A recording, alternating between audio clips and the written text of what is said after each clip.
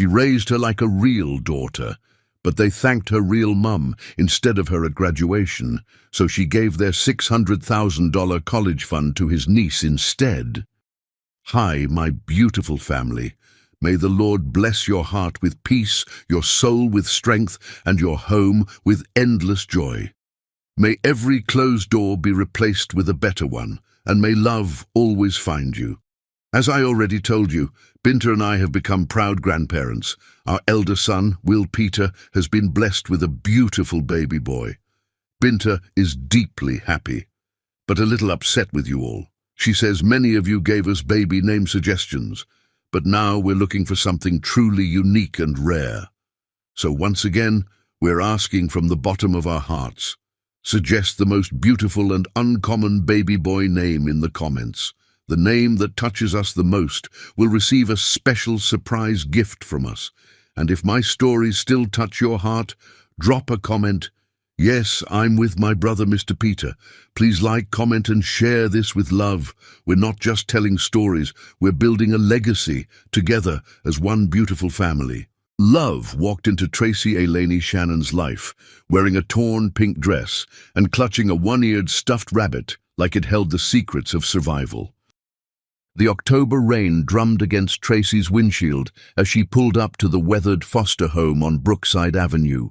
28 years old with calloused hands and a heart that refused to harden despite everything she'd witnessed as a social worker, Tracy had seen enough broken places to know that hope sometimes lived in the most unexpected corners. Tracy adjusted her rearview mirror, catching her own deep brown eyes staring back, tired from another sleepless night of wondering if she was making the right choice. A single black woman adopting a white child in Richmond, Virginia in 2003. The whispers had already started at the Department of Social Services. "Baby girl, you sure about this?" her mother Indira had asked that morning, concern creasing her weathered face. Raising a child is hard enough without adding complications. Her sister Daphne had been more direct. "Tracy, honey, you got a good heart, but that little white girl's gonna grow up and choose her own kind. Don't set yourself up for heartbreak." But Tracy had felt it in her bones the moment she saw 3-year-old Elowen Sage Kelly's file photo, a pull so strong it nearly knocked the breath from her lungs. Those green eyes, wide with fear from being abandoned by the people who were supposed to love you most. The foster home's front door opened before Tracy could knock. Mrs. Rodriguez, the harried caseworker, appeared with flour in her graying hair and exhaustion painted around her eyes. "Miss Shannon, thank God you're here. She's been asking for you all morning." Tracy's heart stumbled. "She remembers me?" "Honey, you're the first person to visit her twice in 3 months. Course she remembers." Mrs. Rodriguez stepped aside.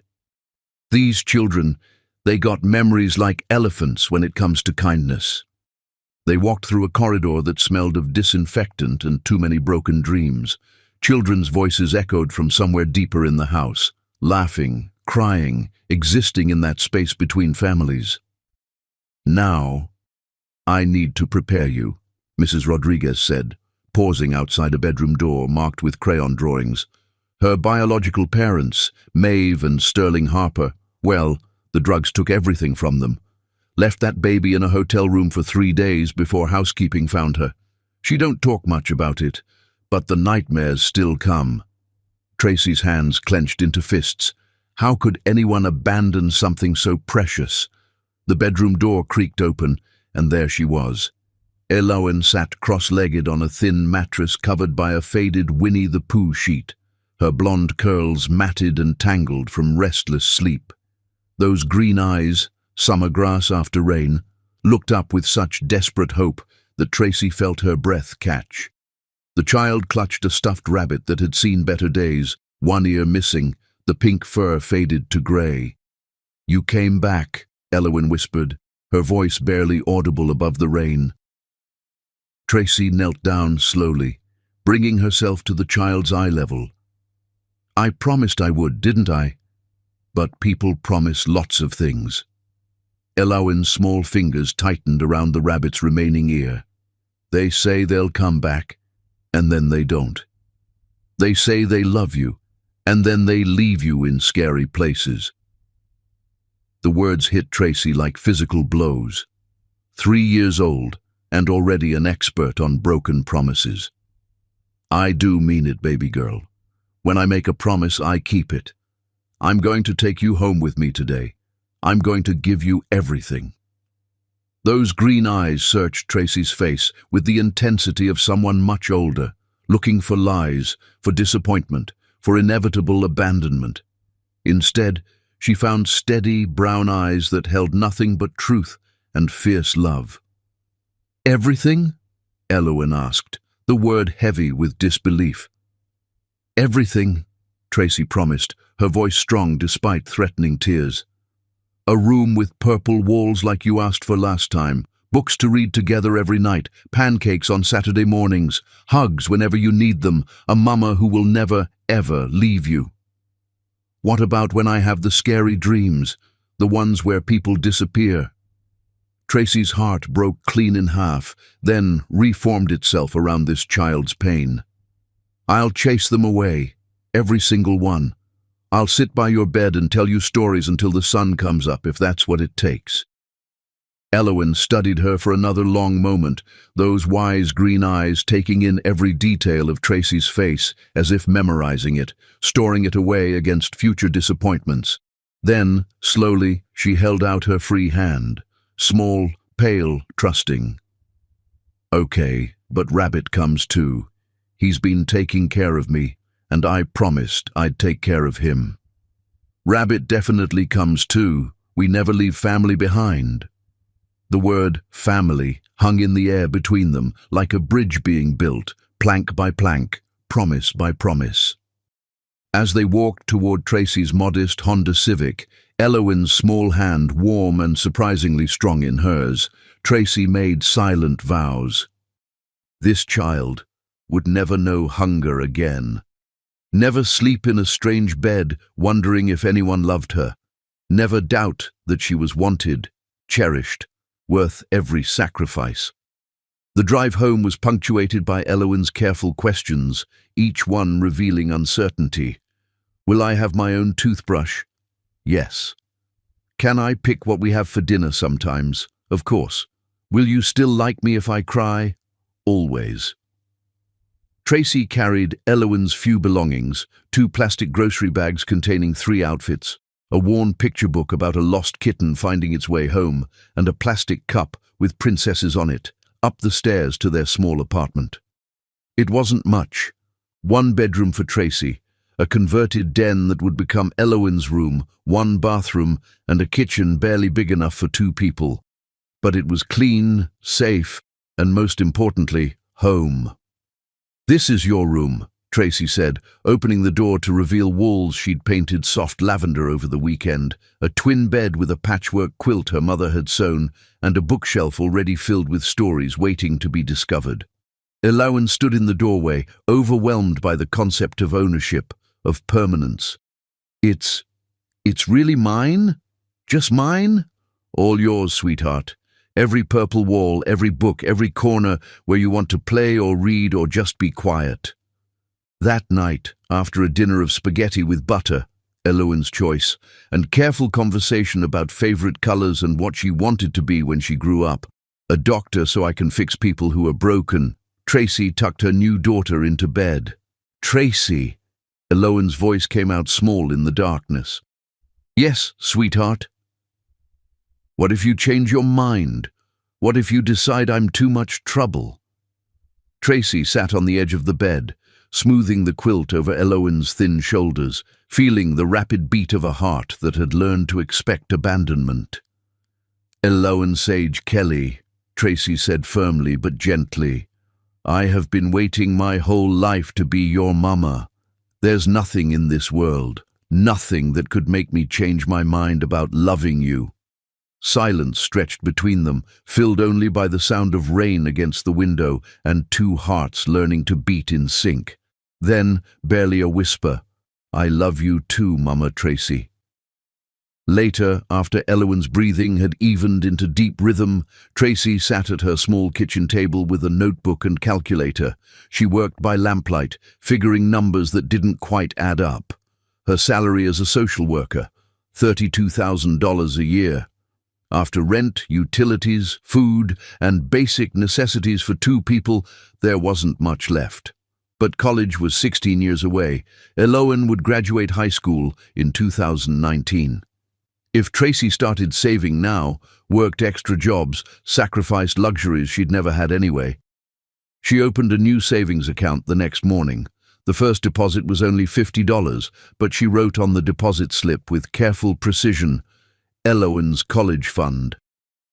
Standing outside the bank in the crisp October air, watching Elowen trace patterns on the fogged car window, Tracy made another promise. This one to herself. That little girl would have choices. Real choices. The kind of future that came with education and opportunity and doors that opened instead of slammed shut. Whatever it took, however long it took, however much it cost. 16 years to build a future. 16 years to prove that love chosen was stronger than love inherited. 16 years to show this child that being wanted mattered more than being planned. Everything. She had promised everything, and Tracy Ailey Shannon was a woman who kept her promises. Chapter 2. Building Dreams. 5 years later, Love had learned to wake up at 5:30 a.m. and brew coffee strong enough to fuel dreams that seemed impossible on a social worker's salary. But Tracy Ailey Shannon had discovered that impossible was just another word for requires more creativity. Standing in her small kitchen at dawn, 33-year-old Tracy watched the sunrise paint Richmond's skyline in shades of gold while 8-year-old Elowen hummed Disney songs from her purple bedroom. The sound filled every corner of their apartment with pure joy, the kind that made Tracy's bone-deep exhaustion feel like a small price to pay for paradise. The college fund sat at $23,847.32 after 5 years of meticulous saving. Every penny earned through sacrifices Tracy wouldn't trade for anything. "Mama, Tracy!" Elowen's voice carried the excitement that only Saturday mornings could bring. "Is it pancake day?" "It's pancake day, baby girl," Tracy called back, already reaching for the mixing bowl that had become as sacred as any altar in their sanctuary of chosen family. Saturday morning pancakes had evolved into something more than breakfast. They were dreams served on chipped plates, hopes syruped with maple sweetness, and conversations that built castles in the air, one forkful at a time. Elowen bounced into the kitchen wearing mismatched pajamas and a smile that could power the entire city. At 8, she was all knees and elbows and curiosity, her blonde curls finally tamed by Tracy's patient hands and YouTube tutorials.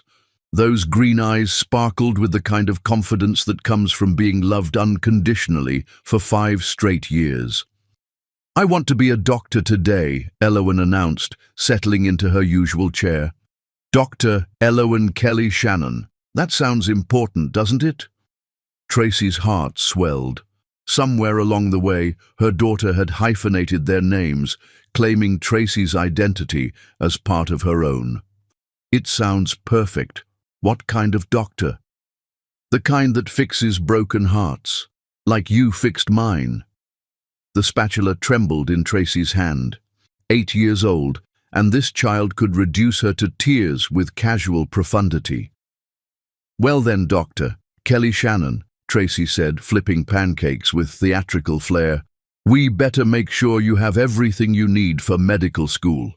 They ate their pancakes while planning Elowen's future, the colleges she'd attend, the lives she'd save, the difference she'd make.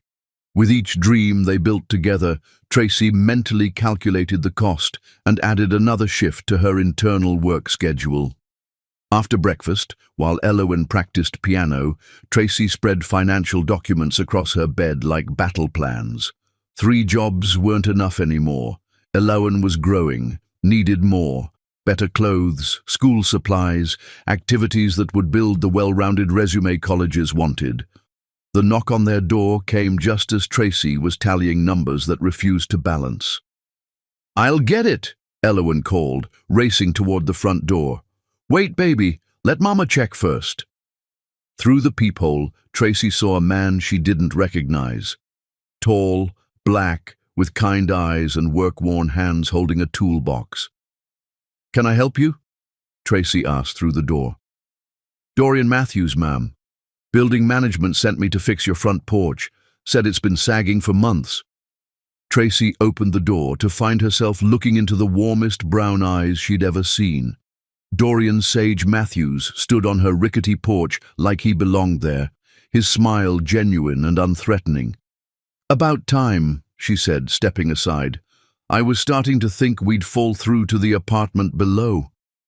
"Can't have that," Dorian said, his voice carrying a hint of laughter, "especially not with this beautiful little lady here." Elowen peeked out with shy curiosity. "Are you going to fix our house?" "Going to try my best.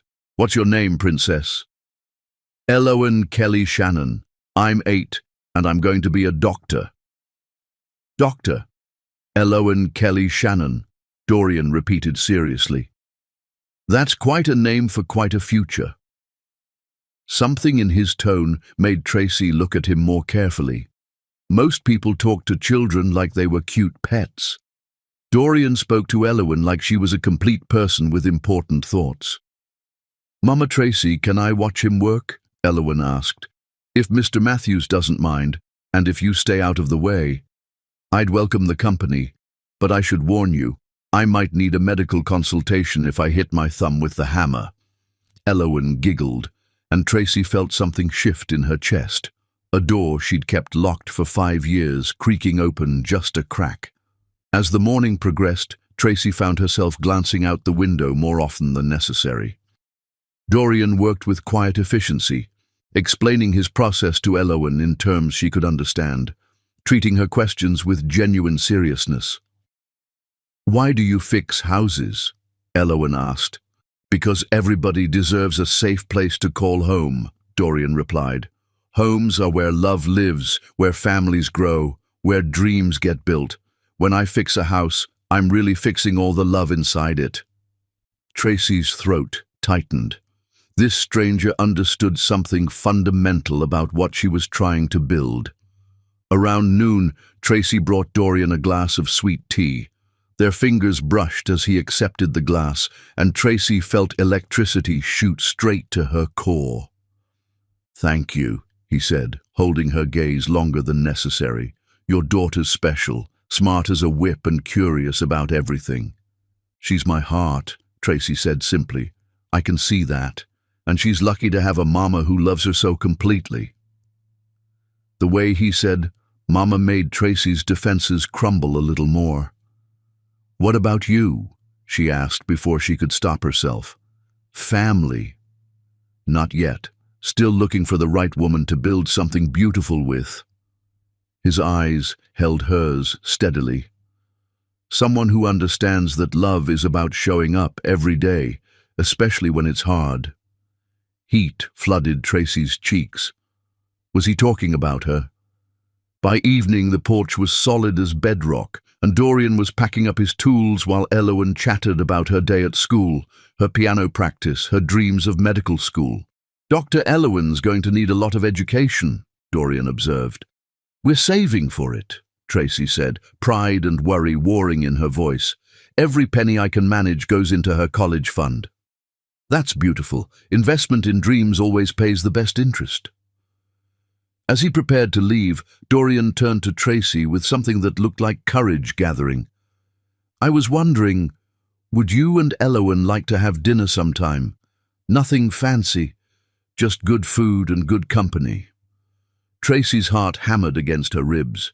She hadn't been on a date since before Elowen, hadn't even considered the possibility of someone else fitting into their carefully constructed world. I don't really date," she said finally. "Elowen is my priority. Everything I have goes to building her future." Understanding flickered in Dorian's eyes. I respect that. She's lucky to have someone so dedicated. After he left, Tracy sat on her newly solid porch while Elowen did homework. The evening air carried the scent of jasmine and possibility, but Tracy pushed the feeling away. She couldn't afford distractions. That night, she worked her second job, cleaning offices downtown from 10 p.m. to 2 a.m. The work was mind-numbing, but every paycheck brought them closer to Elowen's dreams. By Wednesday, Dorian was back to fix a loose step. By Friday, he'd returned to address a squeaky door. Each visit brought easy conversation, shared laughter, and moments when Tracy forgot to guard her heart. "Mama Tracy," Elowen said one evening as Tracy tucked her into bed. "I like Mr. Dorian. He's nice to us." "He is nice," Tracy agreed carefully. "Do you think he could be our friend? Like a family friend?" The innocent hope in her daughter's voice made Tracy's chest tight. Elowen had never asked about having a father, but watching her with Dorian, Tracy saw something bloom in her daughter, a different kind of security. The following Saturday, Dorian appeared on their porch with a toolbox and a shy smile. "Nothing's broken," Tracy said, opening the door. "I was hoping maybe I could take you ladies to breakfast. That diner down on Broad Street makes pancakes almost as good as yours." Elowen appeared at Tracy's elbow like magic. "Can we, Mama?" "Please," looking down at her daughter's hopeful face, then up at Dorian's patient expression, Tracy felt her carefully constructed walls beginning to crumble. "Okay," she said softly, "but just breakfast." The diner was warm and crowded, filled with easy Saturday morning energy. Dorian ordered coffee black, Elowen got chocolate chip pancakes, and Tracy found herself laughing more than she had in years. "Tell me about medical school, Doctor." "Elowen," Dorian said seriously. "Well, first I have to go to college for 4 years, then medical school for 4 more years, then something called residency," Elowen recited with 8-year-old determination. "That's a lot of school. Your mama must be saving a fortune."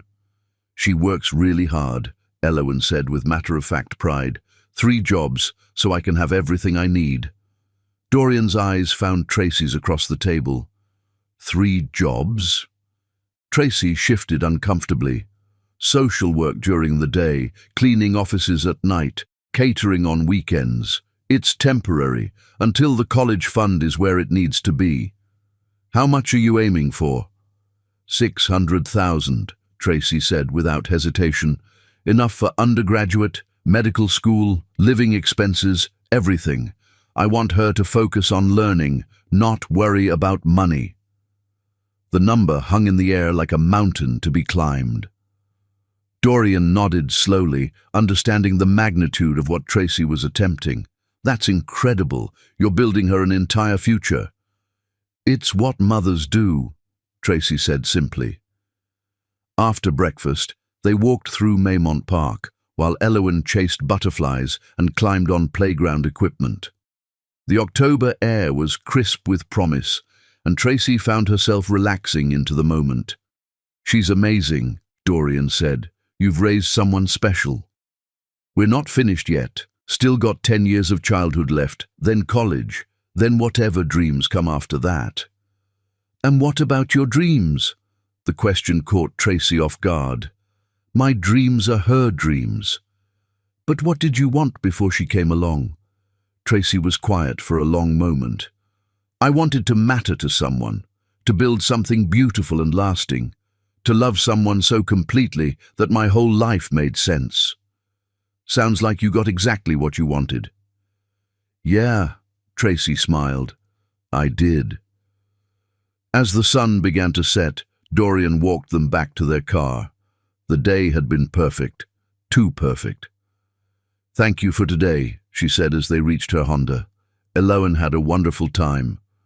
"What about you?" Tracy's breath caught. "I did too. But you can't afford distractions from building her future." "Something like that." Dorian nodded, understanding flickering in his expression. "I get it. She comes first. Always. But Tracy, you deserve happiness too." After they got home and Elowen was asleep, Tracy sat at her kitchen table with the college fund statement spread before her. The numbers were growing, slowly, painfully, but growing. $23,847.32 and counting. 11 more years until graduation, 11 more years of 3 jobs and every spare dollar going toward Elowen's future. But for the first time in 5 years, Tracy found herself wondering, what would it be like to share this burden? She pushed the thoughts away. Love was a luxury she couldn't afford. Elowen was her priority. Everything else was secondary. But as Tracy finally turned off the kitchen light, she found herself humming, something she hadn't done in years, something that sounded suspiciously like hope. The college fund would grow. Elowen's dreams would come true. Love could wait. 16 years total. 5 years down, 11 to go. Chapter 3. Shadows from the Past. The phone call that would change everything came on a Tuesday morning while Tracy was braiding Elowen's hair for school, both of them humming along to the radio like they'd done every morning for 9 years. 9 years that had flown by like a beautiful dream about to become a nightmare. Mrs. Shannon, this is Linda Cross from Child Protective Services. We have a situation regarding Elowen's case that requires your immediate attention. 37-year-old Tracy's fingers stilled in her daughter's golden curls. 12-year-old Elowen twisted around in her chair, green eyes immediately alert to the change in her mother's breathing. What kind of situation? Tracy asked, forcing her voice to remain steady. Maeve and Sterling Harper have petitioned the court for supervised visitation rights. They've been clean for 8 months, completed a rehabilitation program, and their attorney believes they have a strong case for reconnection. The words hit Tracy like ice water. Maeve and Sterling Harper, the names she'd hoped never to hear again, the ghosts from Elowen's past that had haunted Tracy's dreams. Mama? Elowen's voice was small, uncertain. Who are you talking to? Tracy covered the phone's mouthpiece, forcing a smile that felt like broken glass. Just work stuff, baby girl. Finish getting ready for school. But Elowen was too smart, too intuitive. She'd inherited her mother's ability to read emotional storms in the air. Mrs. Shannon, are you there? I'm here, Tracy whispered. What exactly are they requesting? Supervised visits initially, 1 hour per week at the Family Services Center. If those go well, they want to work toward building a relationship with their biological daughter. Their biological daughter. The phrase slammed into Tracy's chest like a physical blow. After 9 years of scraped knees and bedtime stories, of homework help and piano recitals, these strangers wanted to waltz back in because they'd finally gotten sober. Do I have any say in this? Tracy asked. As her legal guardian, you can object. But Mrs. Shannon, the courts are increasingly favoring biological family reunification when parents demonstrate genuine rehabilitation. The Harpers have stable housing, steady employment, and clean drug tests going back 8 months. Tracy's hand tightened on the phone. 8 months clean versus 9 years of unconditional love. When? She asked quietly. The hearing is scheduled for next week. You'll need legal representation. After hanging up, Tracy stood frozen in her kitchen, staring at the breakfast dishes she'd washed 1,000 times, the coffee maker that brewed hope every morning, the refrigerator covered with allowance artwork and honor roll certificates. This life they'd built together suddenly felt as fragile as spun glass. Mama Tracy. Elowen appeared in the doorway, backpack slung over her shoulder, concern written across her 12-year-old features. You look scared. What's wrong? How do you tell a child that the people who abandoned her want her back? How do you explain that love and law don't always align? Come sit with me, sweetheart, Tracy said, settling onto their worn couch and patting the cushion beside her. Elowen curled up against Tracy's side, fitting into the space that seemed carved specifically for her small body. Are we in trouble? No, baby, we're not in trouble. Tracy chose her words carefully. Do you remember how we've talked about your birth parents, Maeve and Sterling? Elowen nodded slowly. The ones who couldn't take care of me because they were sick. That's right. Well, they've been working very hard to get better, and now they want to meet you. Green eyes searched Tracy's face with the intensity of someone much older. Do I have to? The judge thinks it might be good for you to know them. Just visits, with someone there to make sure everyone's safe.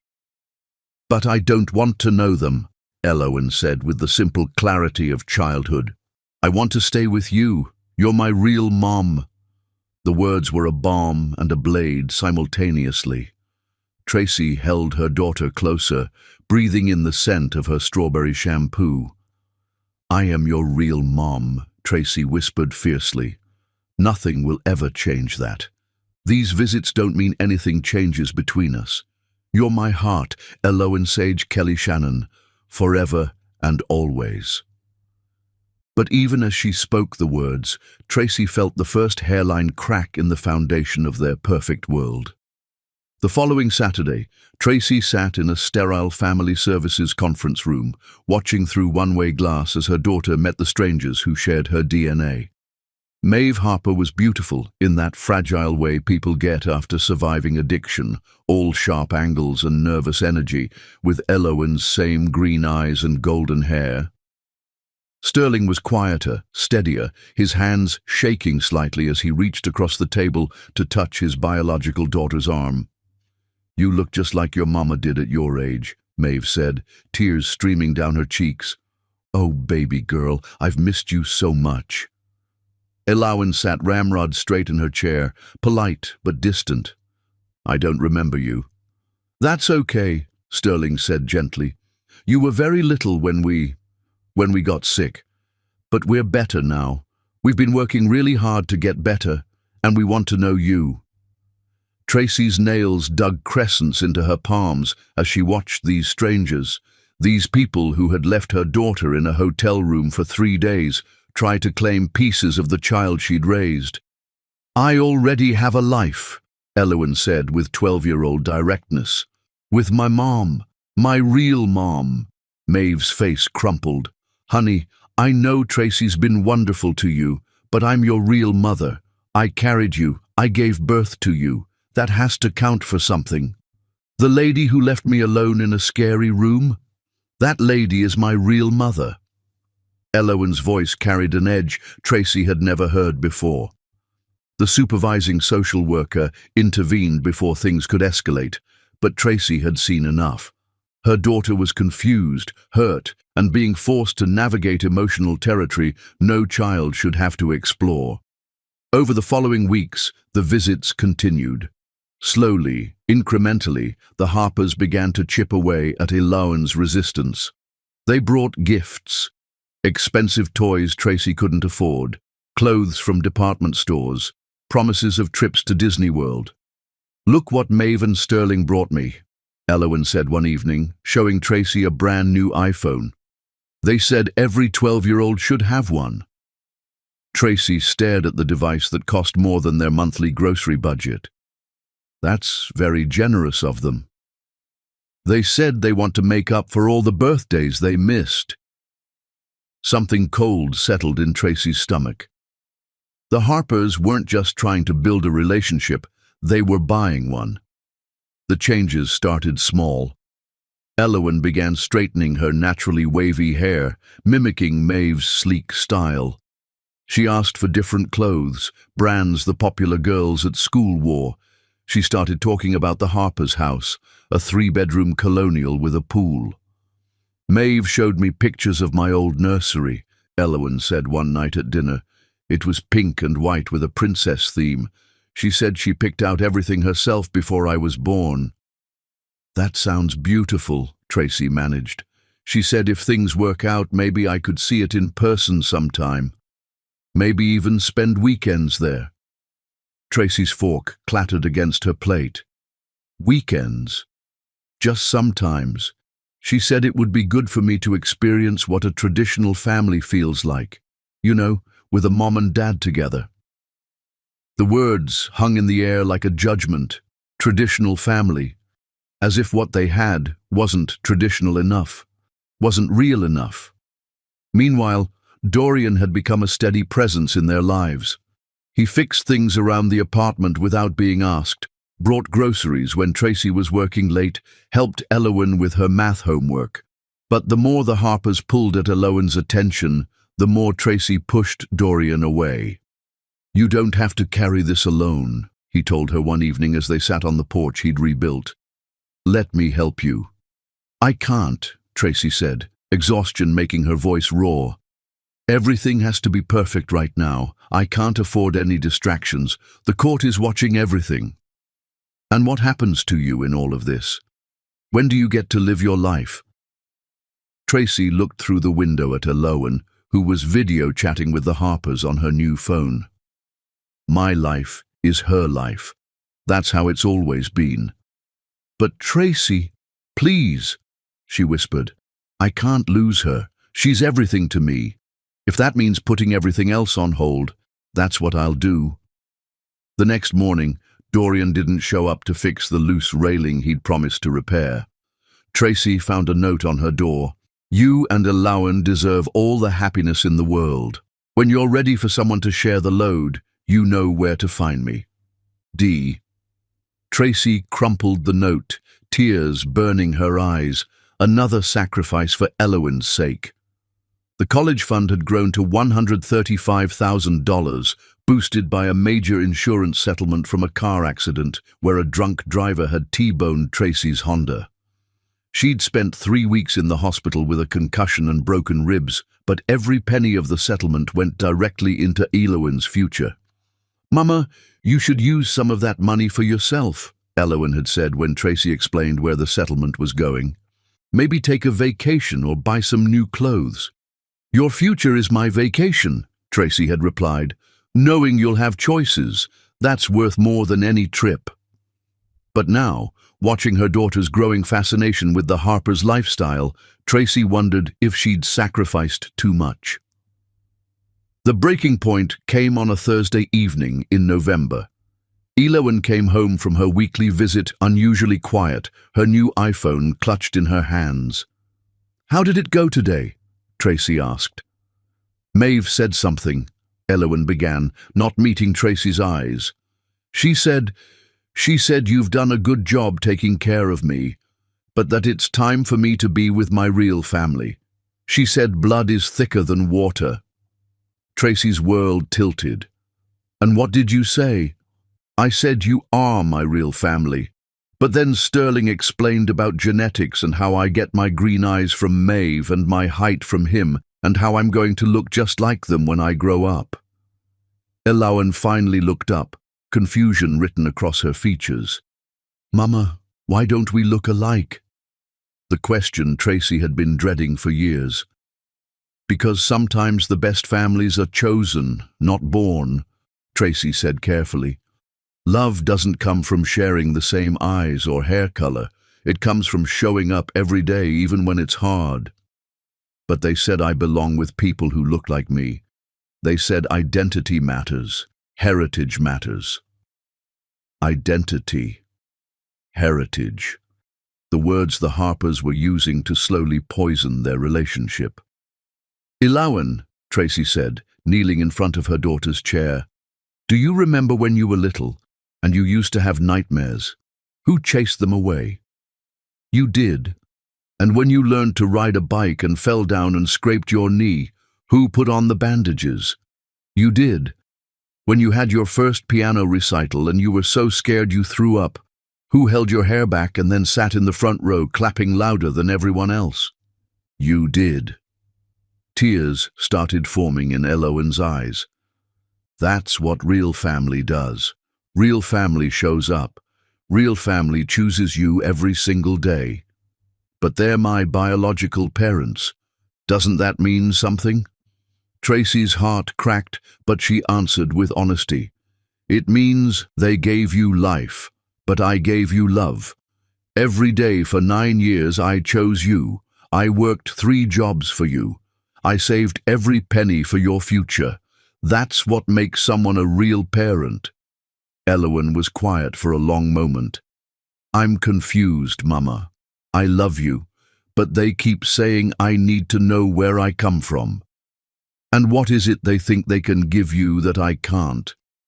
A traditional family, 2 parents who are married, people who look like me, people who understand what it's like to be white in America.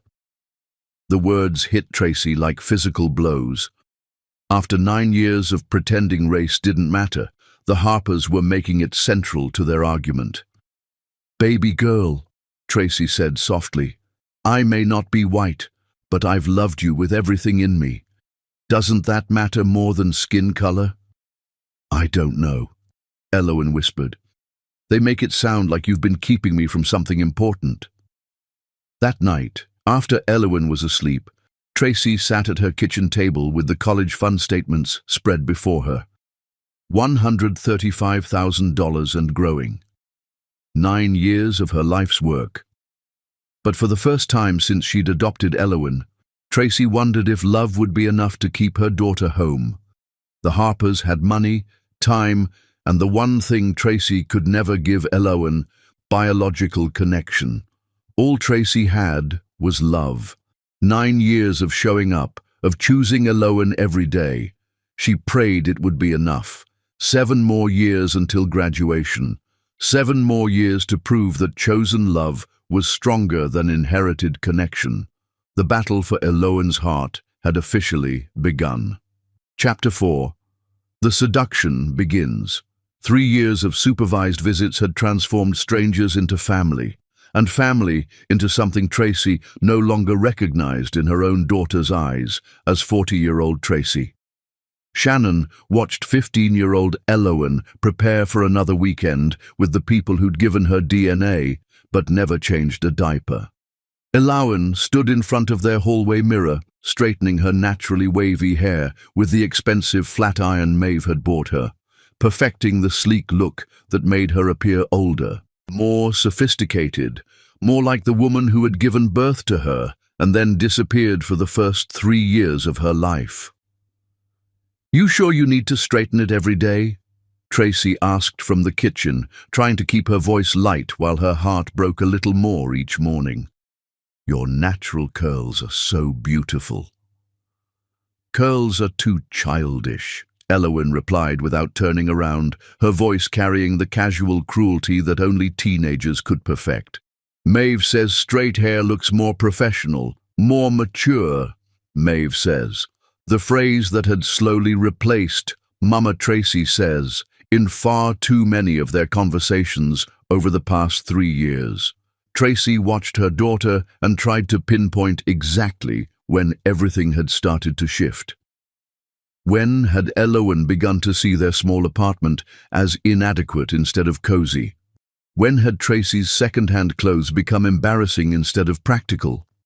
"Don't forget we have your parent-teacher conference tonight," Tracy said, packing Elowen's lunch with the same careful attention she'd given this ritual for 12 years. "Mrs. Peterson wants to talk about your college prep classes." "Actually," Elowen said, finally turning from the mirror with an expression Tracy had learned to dread, "Maeve and Sterling want to come to that. They think it's time they get more involved in my education." The sandwich Tracy was making fell apart in her hands. "More involved? They've been researching private schools. Did you know there's a prep academy across town that sends 97% of its graduates to Ivy League colleges? Maeve thinks I should transfer there for my junior and senior years. Private schools, Ivy League colleges, dreams that cost more than Tracy made in 5 years, delivered with casual assumption that money was no object."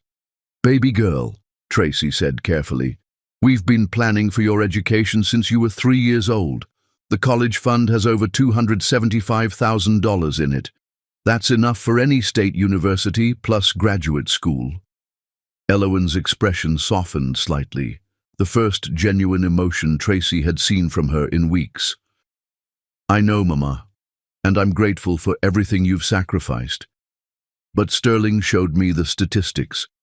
Private school graduates have better connections, better opportunities, and the Harpers want to pay for it. Make up for lost time." as if 12 years of abandonment could be erased with tuition checks. "What about our plans?" Tracy asked quietly. "What about the dreams we built together?" "I'm not changing my dreams," Elowen said, but something in her voice suggested otherwise. "I still want to be a doctor, but maybe I could aim higher than Virginia Commonwealth. Maybe I could get into Harvard or Duke. It would be amazing. It would also be impossible on a social worker's salary. Even with the college fund Tracy had nearly killed herself to build." That evening, Tracy sat in a too-small plastic chair in Mrs. Peterson's classroom, flanked by Maeve and Sterling Harper, like she was the guest at her own daughter's conference. The couple had arrived in matching Burberry coats, looking every inch the successful suburban parents they'd somehow become. "Elowen is exceptionally bright," Mrs. Peterson was saying, spreading academic records across her desk. "Her grades are stellar. Her test scores put her in the 97th percentile nationally. She has real potential for elite universities." "That's exactly what we hoped to hear," Sterling said, his voice carrying confident authority. "We've been researching the best preparatory programs. Maeve and I want to make sure she has every advantage." Tracy felt like she was watching her daughter's future being decided by committee, with her own voice reduced to a whisper. "The state university system in Virginia is excellent," Tracy managed, "and very affordable. We've been—" "Oh, cost isn't a concern," Maeve interrupted with a bright smile that didn't reach her eyes. "Sterling and I have been saving since we got clean. We want to give Elowen everything we couldn't give her when she was little." Mrs. Peterson looked between the three adults with careful neutrality.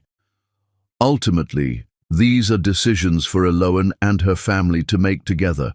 I will say that she's mentioned being interested in several prestigious programs lately." After the conference, Tracy found herself walking to her car alone while Elowen rode with the Harpers to their favorite restaurant, a place with cloth napkins and wine lists that Tracy had never been able to afford. At home, the apartment felt hollow without Elowen's presence. Tracy sat at her kitchen table with the college fund statements spread before her like battle plans. $275,000, 12 years of her life's work, 12 years of sacrificing everything for this moment. But the numbers that had once seemed like victory now felt like defeat. What was $275,000 against unlimited resources? What were state universities against Ivy League dreams? The front door opened just after 10 p.m. and Elowen floated in with the dreamy expression of someone who'd been thoroughly spoiled. "How was dinner?" Tracy asked. "Amazing. We went to that new steakhouse downtown. You know, the one in the fancy hotel. Sterling ordered wine for them and sparkling cider for me, and we talked about my future like I was already an adult." "What kind of future?" Elowen settled onto the couch, her expression growing animated in a way Tracy rarely saw anymore. "They showed me brochures for boarding schools.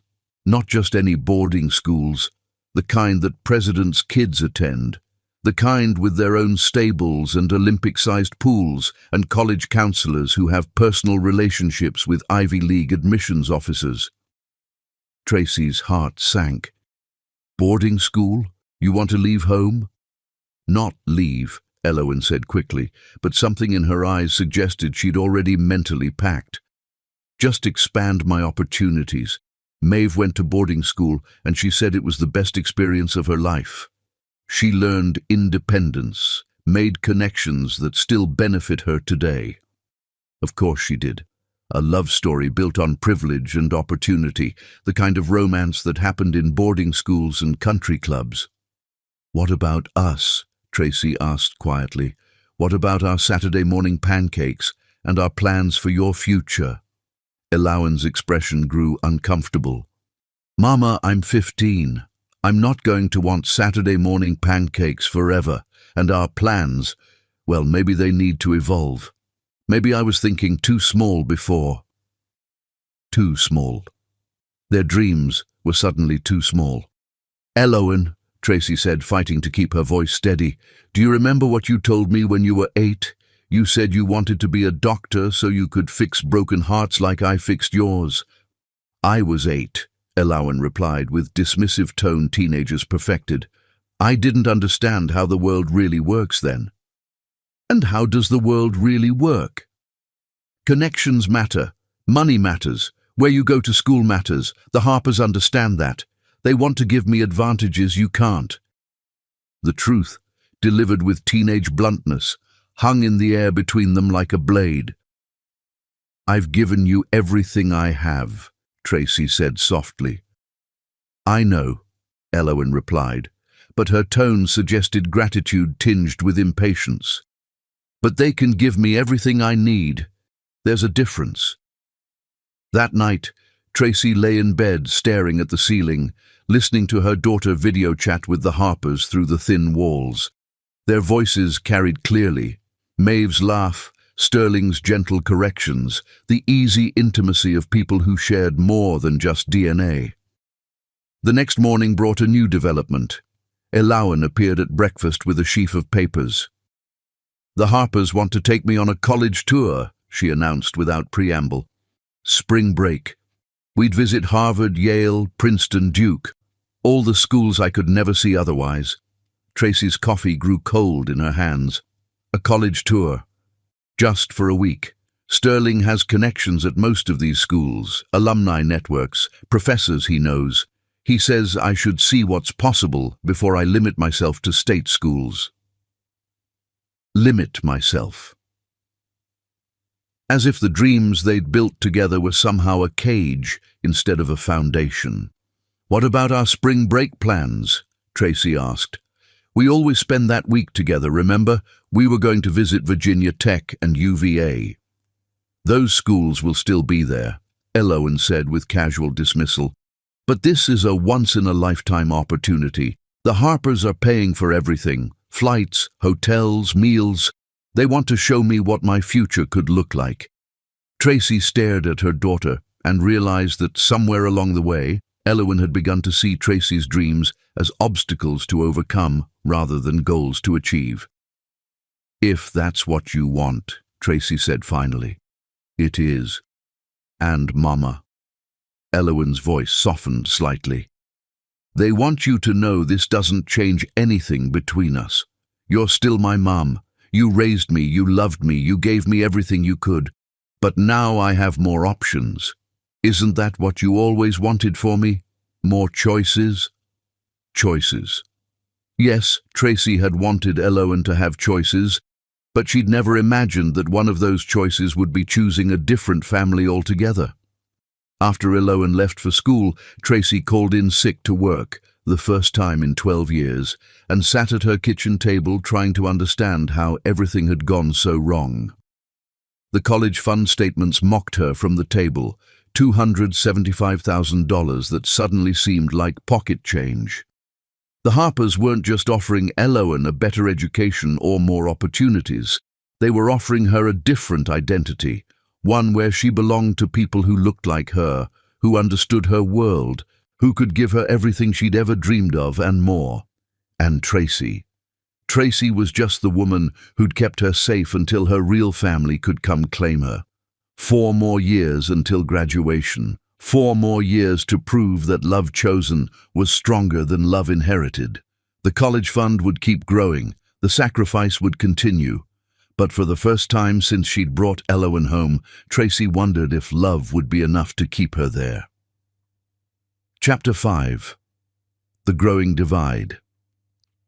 The day Tracy realized she'd become a stranger in her daughter's life, she was standing in the parking lot of Richmond Country Club, watching 17-year-old Elowen laugh at something River Cassian Brooks whispered in her ear, while 42-year-old Tracy felt every one of her 16 years of sacrifice crystallizing into painful understanding that love wasn't always enough. River was everything Tracy had expected Elowen to eventually choose: tall, blonde, effortlessly wealthy, with the kind of casual confidence that came from never doubting your place in the world. His family owned half the commercial real estate in Richmond, and he wore that privilege like a well-tailored jacket, comfortable and unquestioned. But it wasn't River that made Tracy's chest tight with recognition and loss. It was the way her daughter moved in his world. Shoulders back, chin lifted, speaking in modulated tones that would have made Maeve Harper proud. This wasn't the girl who used to practice piano with fierce concentration, dreaming of medical school while eating pancakes on Saturday mornings. This was someone else entirely, someone who belonged to a world Tracy could observe but never enter. "She looks happy," said Lyra Washington, Tracy's best friend since college, who'd driven out to witness this latest milestone in Eloan's transformation. Different, but happy. Different was an understatement. 17-year-old Eloan had grown into her beauty with effortless grace that stopped traffic and started conversations. Her hair fell in perfect waves, no longer the stick-straight style Maeve had preferred, but something more natural that somehow managed to look expensive. She wore a sundress that probably cost more than Tracy's monthly rent, and she moved through the country club crowd like she'd been born to it, which technically she had been. The Harpers might have been addicts when Eloan was born, but they came from money, old Virginia money that had weathered addiction and scandal and emerged intact, ready to reclaim what was theirs.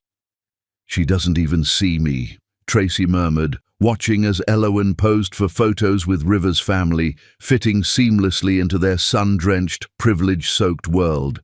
This was Eloan's senior year, and every moment felt like another step away from the life they'd built together. The college fund had reached $425,000, Tracy's entire existence sacrificed and distilled into numbers on a statement, but it no longer seemed to matter. The Harpers had bigger plans, deeper pockets, and most importantly, they had Eloan's attention. "Tracy Shannon?" A voice interrupted her brooding. Tracy turned to find a woman about her own age, immaculately dressed, with the kind of smile that never quite reached the eyes. "I'm Patricia Brooks, River's mother. I've heard so much about you from Eloan." So much. Tracy wondered what exactly her daughter had shared about their small apartment, Tracy's 3 jobs, their Saturday morning pancakes that had somehow become embarrassing relics of childhood. "It's nice to meet you," Tracy managed. "River just adores Eloan. They make such a beautiful couple, don't you think?" Patricia's gaze swept over Tracy's department store dress with the kind of assessment wealthy women perfected. "And she's so accomplished.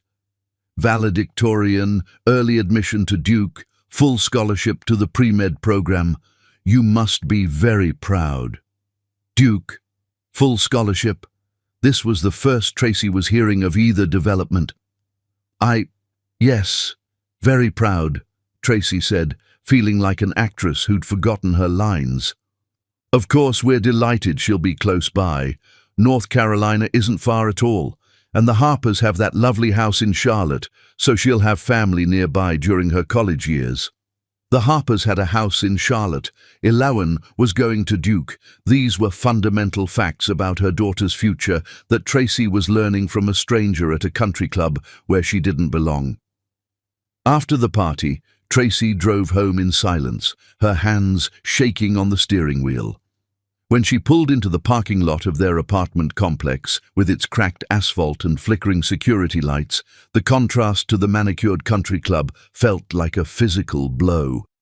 Eloan came home after midnight, floating through the door, with the dreamy expression of someone who'd been thoroughly validated by a world that appreciated her worth.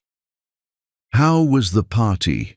Tracy asked from the couch, where she'd been pretending to read while actually listening for the sound of her daughter's key in the lock. "Amazing," Eloan said, settling into the chair across from her with uncharacteristic willingness to engage. "River's family is so welcoming.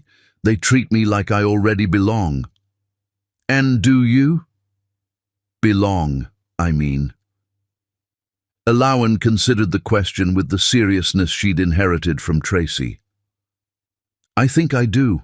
For the first time in my life, I'm around people who look like me, who come from similar backgrounds. It feels natural."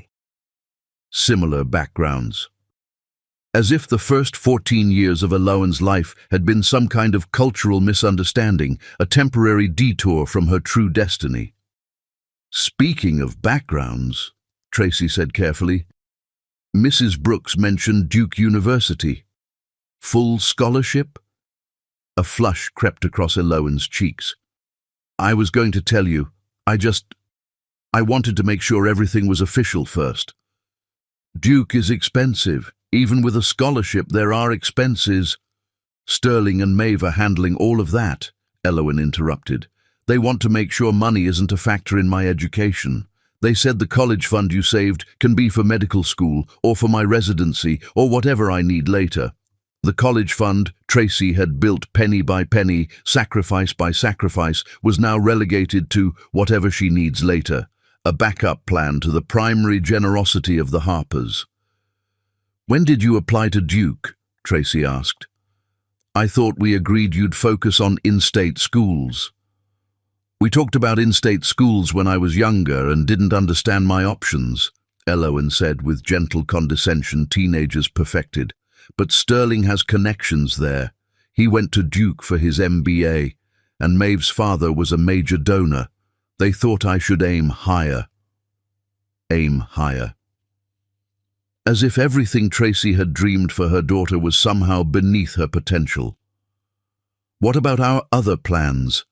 Virginia Commonwealth has an excellent medical program, UVA—" "Mama," Eloan interrupted, her voice taking on the patient tone she'd use with a child. "Those are good schools, but Duke is elite. The connections I'll make there, the opportunities that will open up, it's a completely different level." That night, after Eloan had gone to bed, Tracy sat at her kitchen table with the college fund statement spread before her, like evidence of a crime she couldn't quite name. $425,000. 14 years of her life distilled into numbers that suddenly seemed insignificant against the unlimited resources the Harpers commanded. Her phone buzzed with a text message. For a moment, her heart lifted, thinking it might be Eloan sharing some detail about her evening. Instead, it was from Dorian, the first communication she'd had from him in 2 years. "Saw the Duke announcement in the paper. Congratulations. You should be proud of what you built." Tracy stared at the message until the words blurred. What she'd built. Past tense. As if the raising of Eloan Kelly Shannon was already complete, already relegated to history. She typed and deleted a dozen responses before settling on, "Thank you." But she wasn't proud. She was terrified. Terrified that she'd spent 14 years building dreams that someone else would get to claim. Terrified that love and sacrifice weren't enough when competing against money and biology. The next few months passed in a blur of senior year milestones that felt more like a countdown to goodbye than celebrations of achievement. Eloan's graduation approached like a storm system Tracy could see, building on the horizon, but felt powerless to deflect. The Harpers had taken over most of the planning, the party, the photographer, the dinner reservations at Richmond's most exclusive restaurant. Tracy found herself relegated to the role of observer in her own daughter's milestone moments, watching from the sidelines as other people orchestrated the celebration of a child they'd had no hand in raising. But it was the conversation she overheard 3 weeks before graduation that finally broke something essential inside Tracy's carefully guarded heart. She'd come home early from work, a rare afternoon off, to find Eloan on the phone in her bedroom, door cracked open just enough for her voice to carry. "I know it sounds terrible," Eloan was saying, her tone carrying guilty confidence, "but I'm ready to start my real life, you know. Tracy's been amazing, don't get me wrong. She saved me, she raised me, she gave me everything she could, but she can't give me what you and Sterling can." Tracy froze in the hallway, her keys still in her hand. "It's not about money," Eloan continued, though they both knew that wasn't entirely true. "It's about belonging somewhere, about being with people who understand what it's like to be me. Tracy tries, she really does, but we're just different. We always have been." different. The word Tracy had spent 14 years trying to prove didn't matter. I feel guilty sometimes. Eloine's voice grew softer, more vulnerable. She worked so hard for me. 3 jobs, never taking vacations, never buying herself anything nice. But I can't live my life trying to pay back a debt I never asked for, you know? A debt she never asked for. 14 years of love reduced to an unwanted obligation. Once I'm at Duke, I can start fresh. I can be who I'm supposed to be, not who circumstances forced me to become. Does that make sense? Tracy backed away from the door quietly, her heart hammering against her ribs. She made it to the kitchen before the tears started, great, gasping sobs that came from a place deeper than heartbreak. 16 years. 16 years of choosing Eloine over everything else, over her own dreams, her own comfort, her own chances at love. 16 years of believing that devotion and sacrifice would be enough to build an unbreakable bond. When Eloine emerged from her room an hour later, Tracy had composed herself enough to appear normal. She made dinner, asked about homework, maintained the careful choreography of their relationship that had become more performance than genuine connection. "Mama," Eloine said as they cleared the dishes, "I've been thinking about after graduation. The Harpers want me to spend the summer with them before college starts. Sterling's got an internship lined up at his company, and Maeve wants to take me on a mother-daughter trip to Europe." Mother-daughter trip. The phrase hit Tracy like a slap. "What about our plans?" Tracy asked quietly. "We talked about spending the summer together before you leave for college. One last summer." Eloine's expression grew uncomfortable. "I know, and I want that too. But this is a once-in-a-lifetime opportunity. I'd get to see London, Paris, Rome, places I've only read about. And the internship would look amazing on my medical school applications." "Of course," Tracy managed. "That sounds wonderful. You understand, right? You know I'd rather spend time with you, but this is about my future." Her future. The future Tracy had spent 16 years building, now being handed to her by people who'd contributed DNA and abandonment. 2 more years until graduation. 2 more years until the moment when Tracy would have to smile and clap and celebrate her daughter's achievements while watching her walk into a life where Tracy would be, at best, a footnote.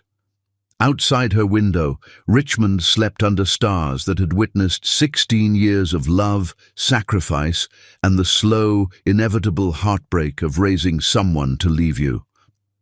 Inside, Tracy closed her eyes and tried to remember what her own dreams had looked like before they'd been replaced by someone else's future. But all she could see was a 3-year-old girl with tangled curls and a one-eared rabbit, looking up with desperate hope and whispering, "You came back." She had come back. Every day for 16 years she'd come back. And in 2 years, she'd have to learn how to let go. Chapter 6. The Perfect Daughter's Dilemma. Senior year had turned Tracy's daughter into a stranger who shared her last name but little else, and graduation morning arrived dressed in the kind of perfect spring weather that mocked the storm building in 44-year-old Tracy's chest. Her heart heavy with the knowledge that 16 years of sacrifice were about to be tested by a single speech. Standing in front of their bathroom mirror at 6 a.m., Tracy caught sight of herself and barely recognized the woman staring back. At 44, she looked a decade older, silver threading through her black hair, lines carved deep around her eyes from years of working multiple jobs, shoulders permanently curved from carrying burdens that had never been meant for one person to bear alone. In the next room, 18-year-old Eloine moved through her morning routine with practiced efficiency. Valedictorian, early admission to Duke University with a full academic scholarship, pre-med track, awards in chemistry, biology, and mathematics. A resume that read like Tracy's wildest dreams made manifest.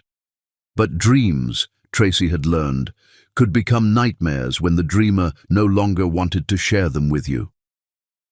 "Mama, have you seen my cap tassel?" Elowen called from her bedroom, voice carrying the slight edge of someone trying to manage 17 different details while maintaining composure. "Kitchen counter, next to your speech notes," Tracy replied, her own voice steadier than she felt. The speech. Tracy had helped edit early drafts 3 weeks ago, back when they still shared such intimate moments. But the final version, the one Elowen would deliver to 800 graduating seniors and their families, that was something Tracy would hear for the first time along with everyone else. "Thank you," Elowen said, appearing in the kitchen doorway wearing her graduation gown over the white dress they'd chosen together last month, one of the few traditions they'd managed to preserve. "You don't have to worry about breakfast.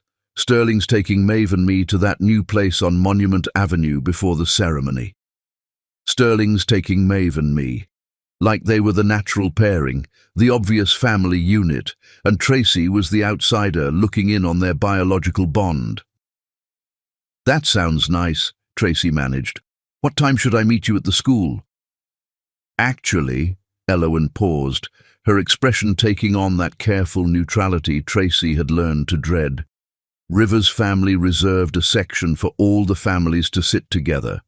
The Harpers will be there, River's parents, his grandparents. They asked if you'd like to join us. They asked. As if Tracy needed permission to watch her own daughter graduate, as if her presence required approval from people who'd known Elowen for 5 years versus the woman who'd raised her for 16. "I'll sit wherever you need me to," Tracy said quietly. Relief flickered across Elowen's face, not the relief of someone glad to include their mother, but the relief of someone who'd successfully navigated a potentially awkward conversation without causing offense. After Elowen left for breakfast with her real family, Tracy sat alone in their kitchen, drinking coffee that had gone cold while she wasn't paying attention.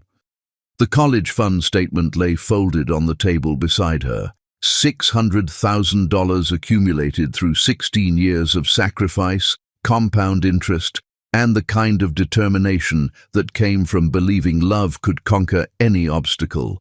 But love, Tracy was learning, couldn't compete with biology, money, or the seductive promise of belonging somewhere without having to explain your presence.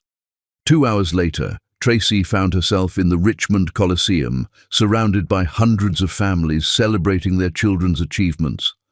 The Brooks family section was easy to spot. Prime seating, professional photographer, enough flowers to stock a small shop. Maeve Harper looked radiant in a designer suit that probably cost more than Tracy made in a month, while Sterling stood behind her with the satisfied expression of someone who'd won a prize he'd never actually competed for. River's mother, Patricia Brooks, waved Tracy over with the kind of generous smile wealthy women used when they wanted to demonstrate their inclusivity. "Tracy, darling, we saved you a seat right here in the family section. Isn't this exciting?" Family section. As if 16 years of single motherhood had earned Tracy honorary membership in their exclusive club. Tracy took her designated seat, 3rd row, slightly off-center, with a clear view of the stage, but positioned behind the biological and economic families who'd claimed primary rights to Elowen's achievements. When the graduates filed in to pomp and circumstance, Tracy's breath caught in her throat. Elowen looked luminous, golden hair catching the arena lights, smile radiant with the confidence of someone who'd mastered every challenge set before her. This was the 3-year-old who'd clutched a 1-eared rabbit and asked if Tracy would still love her if she cried. The ceremony proceeded with expected pageantry, school songs, administrative speeches, the presentation of awards that Elowen won in multiples, academic excellence, leadership, community service, a litany of achievements that represented not just Elowen's hard work, but Tracy's sacrifice, Tracy's guidance, Tracy's belief that her daughter could accomplish anything. But when the microphone was handed to the valedictorian for her address to the graduating class, Tracy felt her heart rate accelerate with something that might have been anticipation or might have been dread.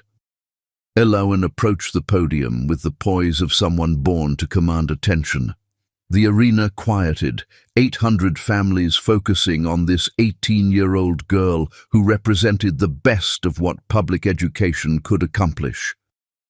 Fellow graduates, families, faculty, and friends, Elowen began, her voice carrying clearly through the microphone. Today marks not just the end of our high school journey, but the beginning of who we're meant to become. Tracy leaned forward, every word landing in her chest like stones dropped in still water. As I look out at all of you, I'm reminded that we are the sum of everyone who believed in us, who sacrificed for us, who loved us enough to demand our best even when we didn't think we had it to give. The camera focused on Elowen's face, broadcasting her image to screens throughout the arena. Tracy saw her own features reflected in her daughter's bone structure, the determined set of her jaw, the way she held her shoulders when she was nervous. I want to thank the people who made this moment possible, Elowen continued, and Tracy's heart began to pound so hard she could hear it over the arena's sound system. First and foremost, I want to thank my real mom, Tracy Eileen Shannon. The words hit Tracy like lightning. Real mom. After 5 years of watching Elowen gravitate toward the Harpers, after months of feeling like a placeholder in her own daughter's life, real mom. Mama Tracy. Elowen's voice grew stronger, more emotional. You took a broken 3-year-old and loved her into becoming the woman standing before you today. You worked 3 jobs so I could take piano lessons. You lived on nothing so I could have everything. You sacrificed your own dreams so mine could come true. Tracy was crying now, ugly, gasping sobs that she tried to muffle behind her hands. Around her, the Brooks family section had grown uncomfortably quiet, perhaps recognizing that they were witnessing something more intimate than a typical graduation speech. Every achievement I've earned, every opportunity I've been given, every door that's opened for me, it all exists because you chose to love me completely, unconditionally, and forever. Elowen continued, her own voice beginning to crack with emotion. You taught me that family isn't about who shares your DNA. It's about who shows up every single day, through every struggle, every triumph, every moment when you wanted to give up but didn't because someone else needed you to keep going. The applause that followed was thunderous, but Tracy barely heard it. Her daughter, her beautiful, brilliant, complicated daughter, had just claimed her publicly, had just acknowledged 16 years of devotion in front of 800 people. But something in Elowen's expression as she paused, something in the way she gripped the podium, told Tracy that the speech wasn't over, that the moment she'd been dreading was still coming. At the same time, Elowen's voice grew steadier, more controlled. I want to acknowledge my biological parents, Maeve and Sterling Harper, who gave me life and who have worked so hard to become part of my story again. Recovery is a courageous journey, and I'm grateful for the opportunity to know the people who created me. There it was, the diplomatic balancing act that honored Tracy's sacrifice while making room for the Harpers' biological claim. But most importantly, Elowen's voice strengthened and Tracy held her breath. I want to announce that I'll be spending this summer with my biological family in California, exploring that side of my heritage and getting to know the relatives I never knew I had. After freshman year at Duke, I plan to transfer to their California campus to be closer to my biological family and to start building the life I was meant to have. The final words landed like bombs in Tracy's chest. The life I was meant to have. As if 16 years with Tracy had been some kind of detour from Elowen's true destiny. The arena erupted in applause, but Tracy sat frozen in her chair, the world spinning around her. Her daughter had called her real mom, but had also just announced she was leaving for a different life, one where Tracy would be a grateful memory instead of a daily presence. As the graduates filed out for pictures with family, Tracy found herself swept up in the chaos of 800 people trying to locate their children. By the time she spotted Eloan, her daughter was already surrounded by the Brooks and Harper families, posing for professional photographs that would commemorate this moment forever. Tracy hung back, uncertain of her place in this choreographed celebration.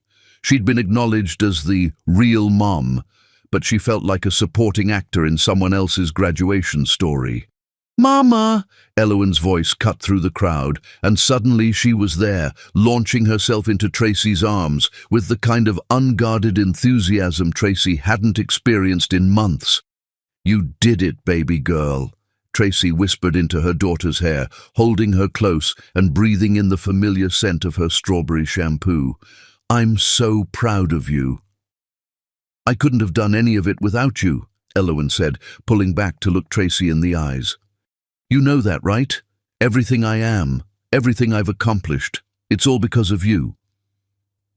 But even as they held each other, Tracy was aware of the Harpers and Brooks families waiting nearby, patient but expectant.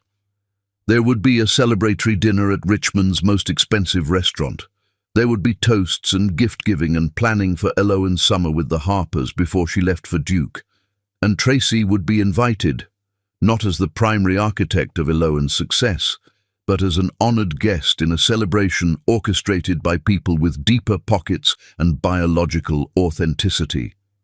"I love you, Mama Tracy," Eloan said, the words carrying the weight of 16 years of shared history. "That will never change, no matter what happens next. No matter what happens next."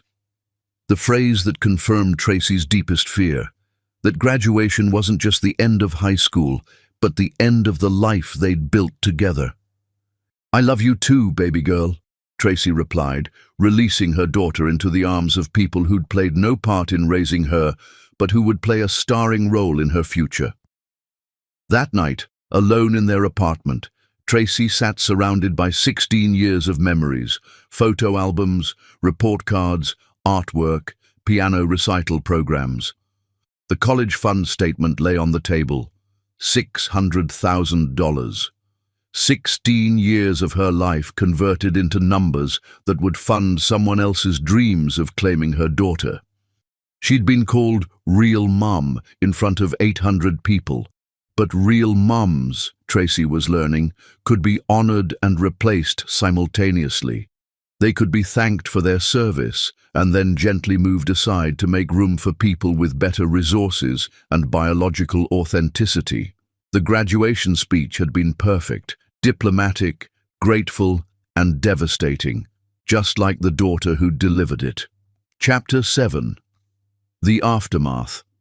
The silence in Tracy's Honda Civic during the drive home from graduation was deafening, filled with the weight of 16 years of love colliding with 18 years of biological entitlement, and Tracy knew that everything she'd built was about to crumble in ways she'd never imagined possible. Eloan sat in the passenger seat, still wearing her cap and gown, clutching the diploma that represented both Tracy's greatest triumph and her impending loss. The silver heart necklace Tracy had given her that morning caught the afternoon light, a symbol of their unbreakable bond that was already showing hairline cracks. "Mama," Eloan said finally, her voice small in the way it used to be when she was 3 years old and afraid of thunderstorms. "Are you angry with me?" Tracy's hands tightened on the steering wheel. Angry didn't begin to cover what she was feeling. Betrayed, devastated, hollowed out. But looking at her daughter's face in the rearview mirror, she saw not the confident valedictorian who'd just announced her intention to build a new life in California, but the terrified child who'd once asked if Tracy would still love her if she cried. "I'm not angry, baby girl," Tracy said quietly. "I'm heartbroken. I didn't mean for it to come out like that. I was going to tell you about California privately, but when I was up there, looking out at everyone, I wanted to be honest about my plans. Honest. The word that felt like salt in an open wound. Elowen had been honest about her plans to leave, honest about choosing the Harper's world over the life they'd built together, honest about viewing Tracy's 16 years of sacrifice as a temporary arrangement until her real family could reclaim her. "You called me your real mum," Tracy said, pulling into the parking lot of their apartment complex. "And then, in the same speech, you announced you're moving across the country to be with your biological family." "You are my real mum," Elowen insisted, tears starting to form in her green eyes. "Nothing will ever change that. But Mama, they're offering me things you can't. Connections, opportunities, a chance to understand where I come from. It doesn't mean I love you less." Tracy turned off the engine and sat in the silence for a moment, staring at their apartment building, the place where she'd raised her daughter, where they'd shared thousands of meals and built countless dreams, where she'd worked herself to exhaustion to create opportunities for a child who was now ready to walk away from all of it. "When do you leave?" Tracy asked. "Next week. Sterling's arranged for me to fly out to California for the summer. There's an internship at his new company, and Maeve wants to show me around the family properties, introduce me to relatives I've never met." Next week. Not even time to process the betrayal, to say goodbye properly, to figure out how to exist in a world where Elowen wasn't the center of everything. "And, Duke? I'll do freshman year there like planned, but I'm already working on the transfer application for their California campus. The Harpers think it would be better for me to be closer to family during college." Closer to family. The phrase that relegated Tracy to something less than family, something temporary and disposable. They climbed the stairs to their apartment in silence, Elowen's graduation gown rustling with each step like the sound of dreams being packed away. Inside, the space felt different, not like home, but like a place Elowen was already preparing to leave. "I need to start packing," Elowen said, hovering in the doorway between the living room and her bedroom. "Sterling said I should bring summer clothes and anything that's important to me." Anything that's important to me. Tracy wondered if that category included the woman who'd raised her, or if Tracy would be left behind with the childhood furniture and outgrown clothes. While Elowen packed, Tracy sat at her kitchen table with the college fund statement spread before her. $600,000. 16 years of her life converted into numbers that were about to fund someone else's vision of Elowen's future. She thought about all the nights she'd worked cleaning offices while Elowen slept, all the meals she'd skipped so her daughter could have better nutrition, all the vacations she'd never taken and dreams she'd deferred. Every sacrifice had been made with the assumption that she was investing in their shared future, not subsidizing someone else's family reunion. Her phone rang, interrupting her spiral of self-pity. The caller ID showed Lyra Washington's name. "How are you holding up?" her best friend asked without preamble. "I don't know," Tracy said honestly. "She called me her real mom in front of 800 people, and then announced she's moving to California to be with her biological family. How am I supposed to process that?" "Maybe she's just confused. 18 is young to make decisions about where you belong." "She's not confused, Lyra. She's made her choice. The Harpers can give her things I never could, money, connections, a lifestyle I'll never be able to match. And most importantly, they can give her an identity that doesn't require explaining why she doesn't look like her mother." "But they didn't raise her. They didn't sit up with her when she had nightmares, or teach her to ride a bike, or work 3 jobs to pay for her piano lessons." "Apparently, that doesn't matter as much as I thought it did." After hanging up, Tracy walked through the apartment, taking inventory of 16 years of shared life. Elowen's baby photos on the refrigerator, her piano recital programs on the coffee table, the growth chart penciled on the kitchen doorframe, the purple bedroom where a 3-year-old had learned to feel safe for the first time. All of it was about to become a museum of a relationship that was being reclassified as temporary guardianship. From Elowen's room came the sounds of packing, dresser drawers opening and closing, hangers scraping against the closet rod, the soft thud of items being placed in suitcases. Tracy recognized the efficiency her daughter brought to everything she did, the same methodical approach she'd used to earn valedictorian honors. "Mama!" Elowen's voice called from her bedroom. "Could you help me decide what to take?" Tracy found her daughter standing in the middle of her room, surrounded by the artifacts of their life together. Clothes were sorted into piles on her bed, and 2 large suitcases lay open like hungry mouths waiting to be fed. "What do you need help with?" Elowen held up the Barbie dream house Tracy had saved for 3 months to buy for her 8th birthday, the one Elowen had claimed to still have in her closet because it held too many memories to throw away. "Should I take this? It seems silly, but what? But it reminds me of how hard you worked to make me happy. Even when we didn't have much, you always found a way to give me what I wanted." Tracy's throat constricted. "If it's important to you, take it. What about this?" Elowen held up the stuffed rabbit that had traveled with her from the foster home, one-eared, threadbare, the first family she'd ever known. "That goes with you wherever you go," Tracy said firmly. "Rabbit has been with you longer than I have." They packed in companionable silence for a while, sorting through the accumulated treasures of childhood. Each item seemed to carry the weight of memory. The dress Tracy had sewn for Elowen's first piano recital, the science fair trophies, the stack of birthday cards Tracy had made by hand when money was too tight for store-bought. "Mama," Elowen said suddenly, holding up a photo of the 2 of them from her 13th birthday. "I want you to know that none of this is about not appreciating everything you've done for me. You saved my life in every way that matters." "Then why does it feel like you're throwing it away?" Elowen sank onto her bed, surrounded by the detritus of her childhood. "Because I am 18 years old, and I have spent my entire conscious life being grateful for being rescued.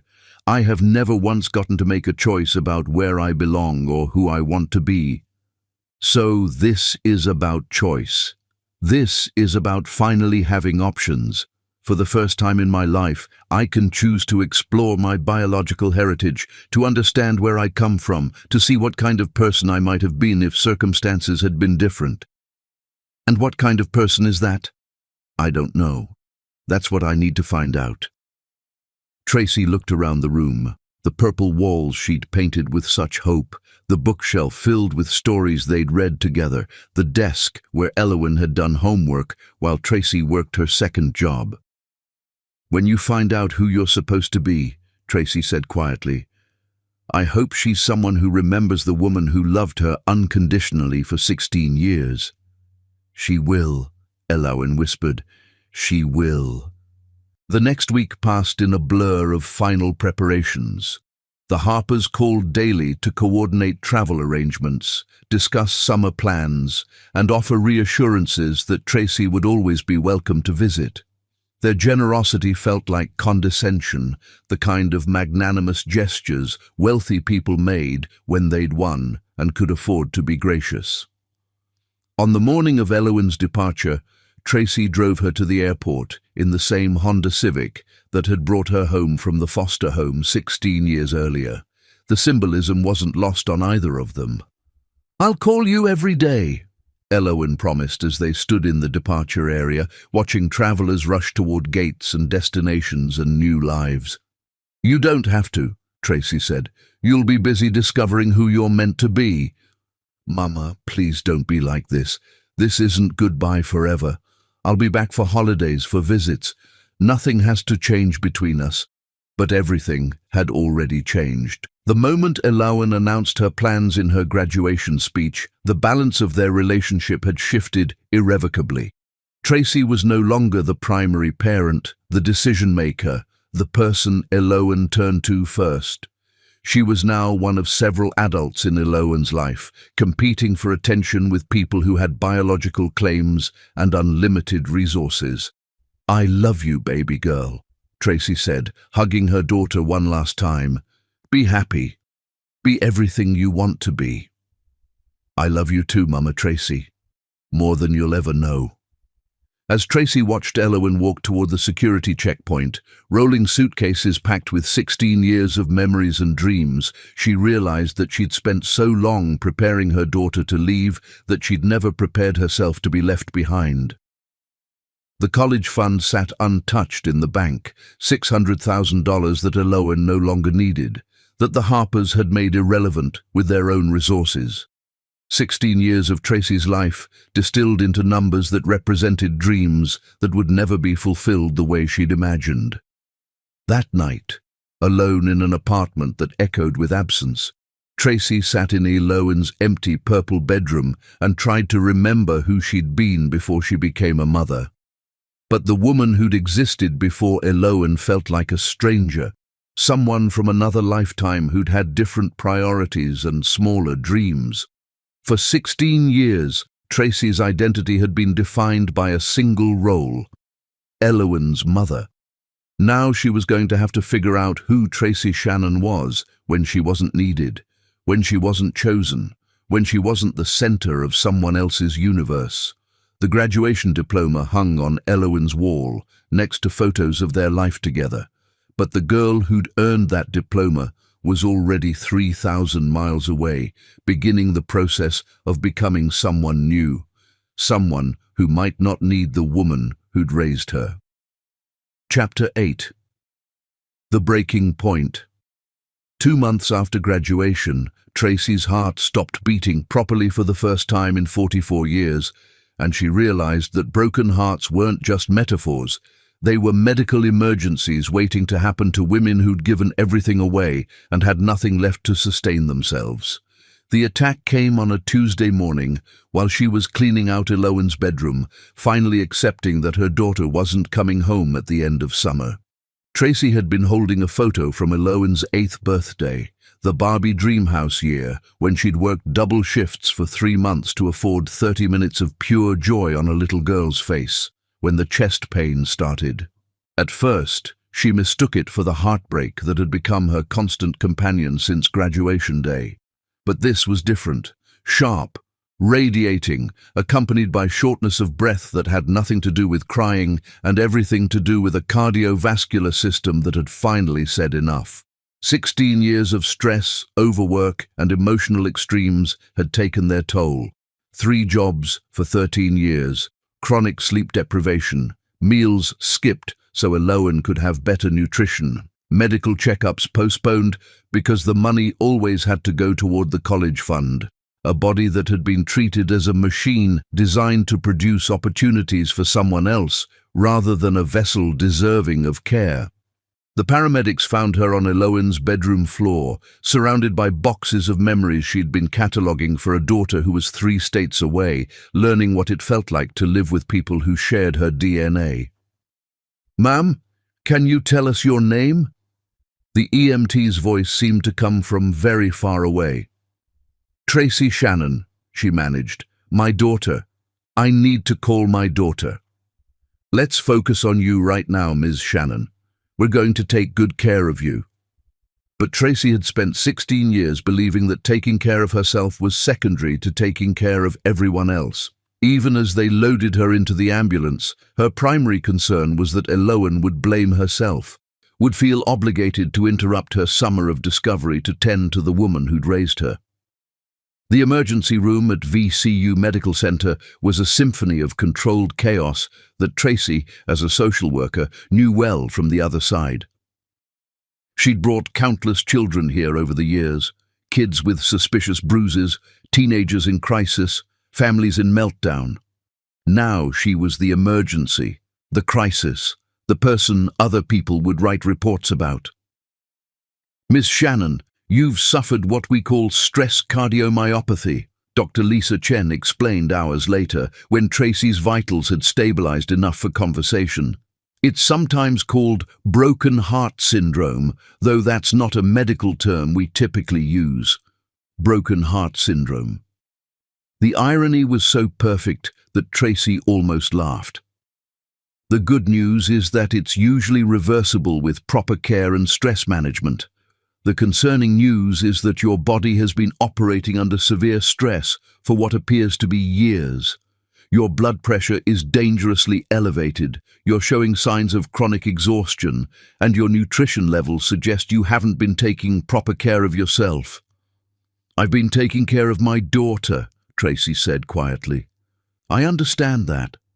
But Miss Shannon, you can't take care of anyone else if you don't take care of yourself first. Your body is telling you that it can't sustain the level of stress you've been carrying." Dr. Chen's words echoed what Lyra, Dorian, and half a dozen other people had been trying to tell Tracy for years. That martyrdom wasn't the same thing as motherhood, that sacrifice without self-care was just slow-motion suicide. "Do I need to call anyone for you?" Dr. Chen asked gently. "Family? Close friends?" Tracy stared at the hospital ceiling and tried to figure out how to answer that question. Her daughter was in California, 3 weeks into her summer of authentic living with her biological parents. Her mother, Indira, lived in assisted living and didn't need the stress of Tracy's medical emergency. Her sister Daphne was managing her own family crisis with teenage twins. "There's someone," she said finally, thinking of Dorian's kind eyes and patient heart. He arrived within an hour, still wearing his work clothes and carrying flowers from the hospital gift shop.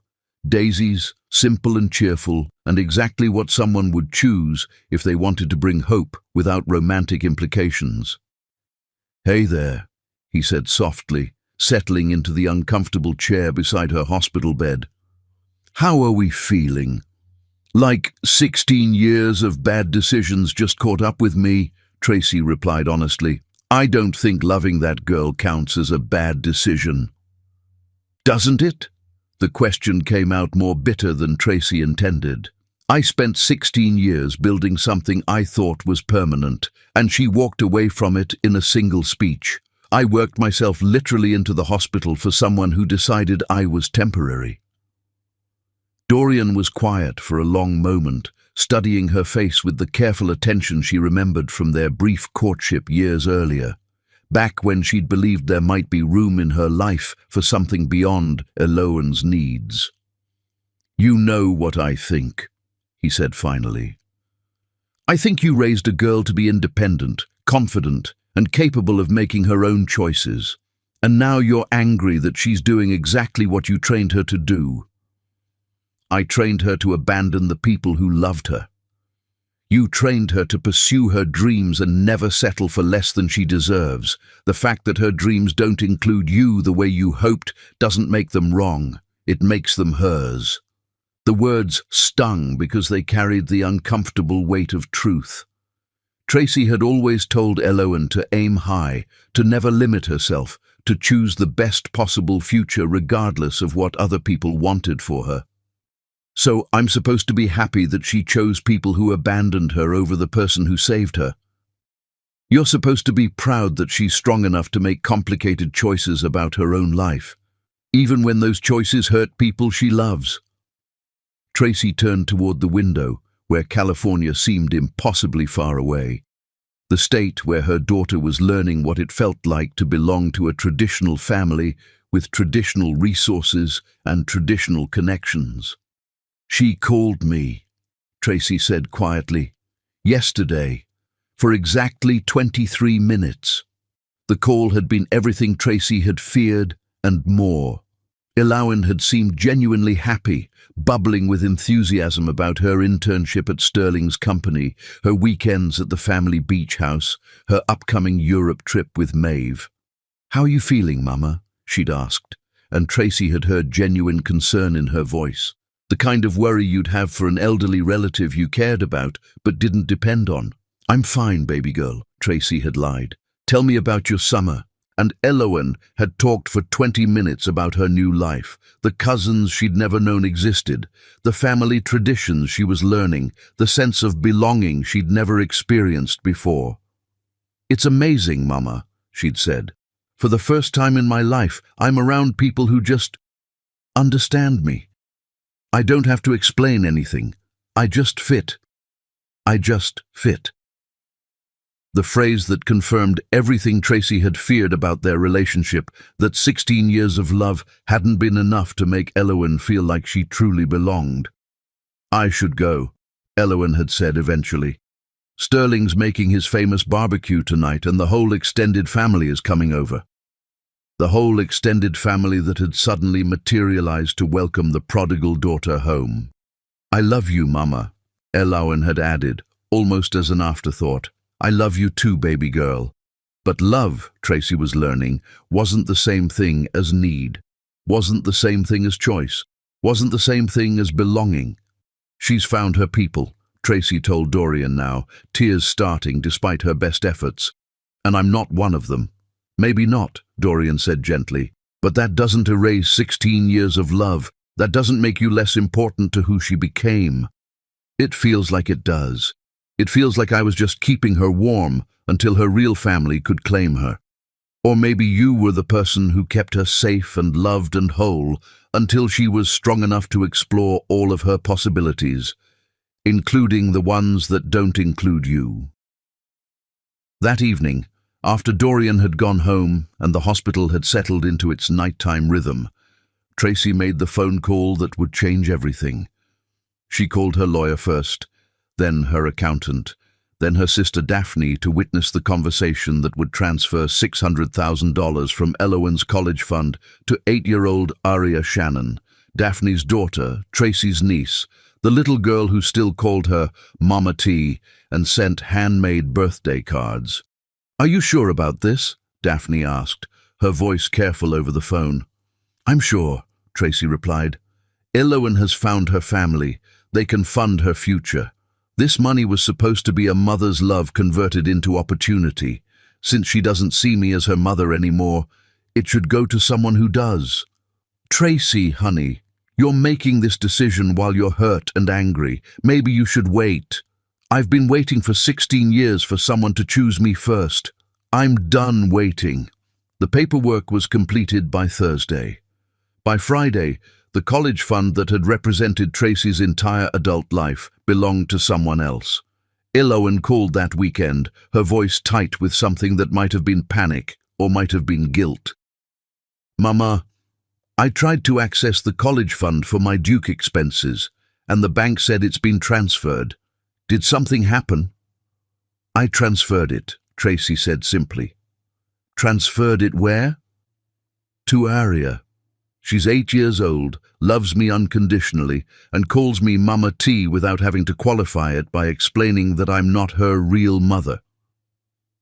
The silence that followed was so complete, Tracy wondered if the call had been dropped. "You gave away my college fund?" Elowen's voice was small, shocked. "I gave away the money I saved for the daughter I raised. Since you've made it clear that you prefer the parents who abandoned you to the person who chose you every single day for 16 years, they can fund your future." "Mama, that's not fair. You know I love you. You know I'm grateful."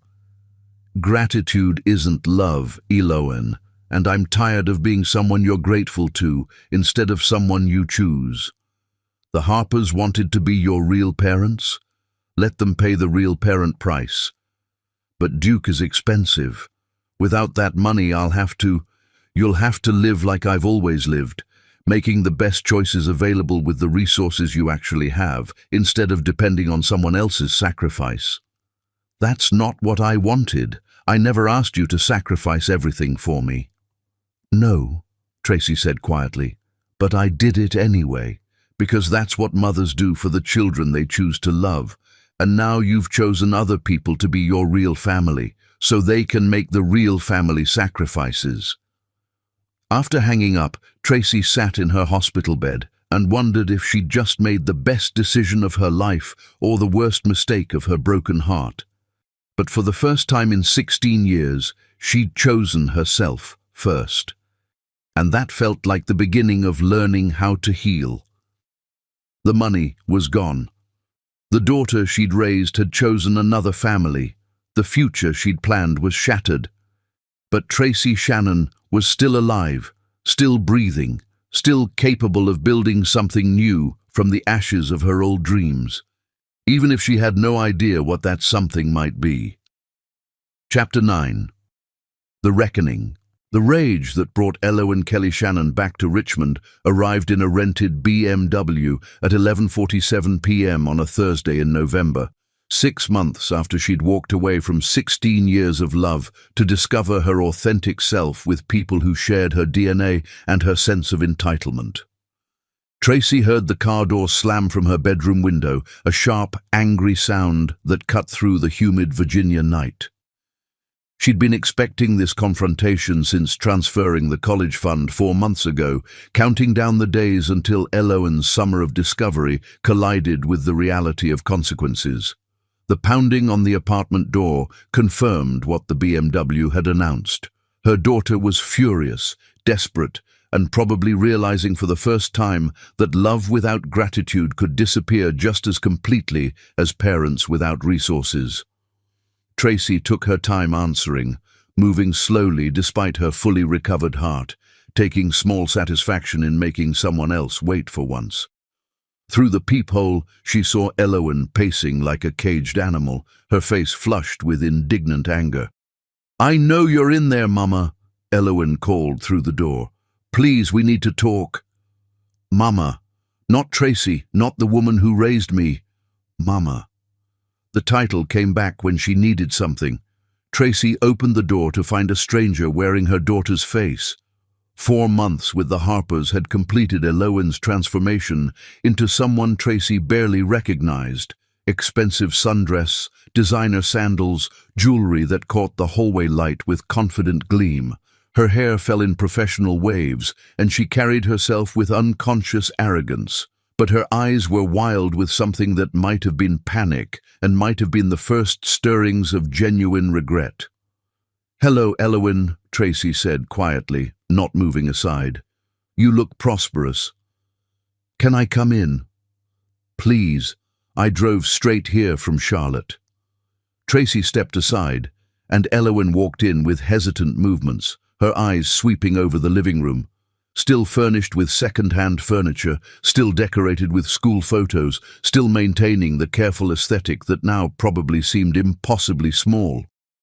"The place looks the same," Eloan said, settling carefully on the couch edge. "Did you expect it to change? Did you think I'd redecorate to celebrate your departure?" The words came out sharper than intended, but Tracy didn't apologize. 4 months of wounded silence had transformed heartbreak into something harder. "I expected—" Eloan paused, struggling. "I guess I thought everything would continue the way it always had. That you'd be here, ready to support whatever I needed." "And what exactly do you need, Eloan?" "I need the college fund," Eloan said, abandoning pretense. "Duke's spring tuition is due in 6 weeks, and the Harpers— there's been a complication with their finances." A complication.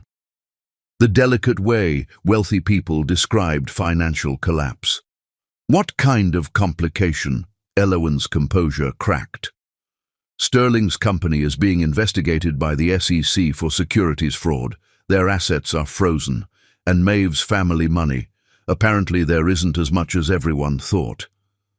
Tracy felt a flicker of something that wasn't quite satisfaction. The Harpers, with their promises of unlimited resources, had turned out to be as financially fragile as everyone else. "So the people who convinced you to abandon your scholarship suddenly can't afford Duke's tuition?" "It's not that simple," Eloan said defensively. "They're good people who hit a rough patch. These things happen. These things happen when you make promises you can't keep to impress children you abandoned." "They didn't abandon me. They were sick, and they got better, and they wanted to make up for lost time. By buying your affection with promises they couldn't deliver." But Tracy could see doubt flickering behind Eloin's indignation, growing suspicion that she'd been seduced by people better at performing wealth than possessing it. "Tell me about your summer of authentic living," Tracy said, settling into her chair. "What did you discover?" Eloin's expression softened with genuine enthusiasm. "It was wonderful, Mama. For the first time, I felt like I belonged somewhere without explaining myself. The Harpers have this huge extended family, and they welcomed me like I'd always been part of their lives." "And what about the people who actually had been part of your life?" The question landed like a slap. Eloin looked ashamed. "I thought about you constantly.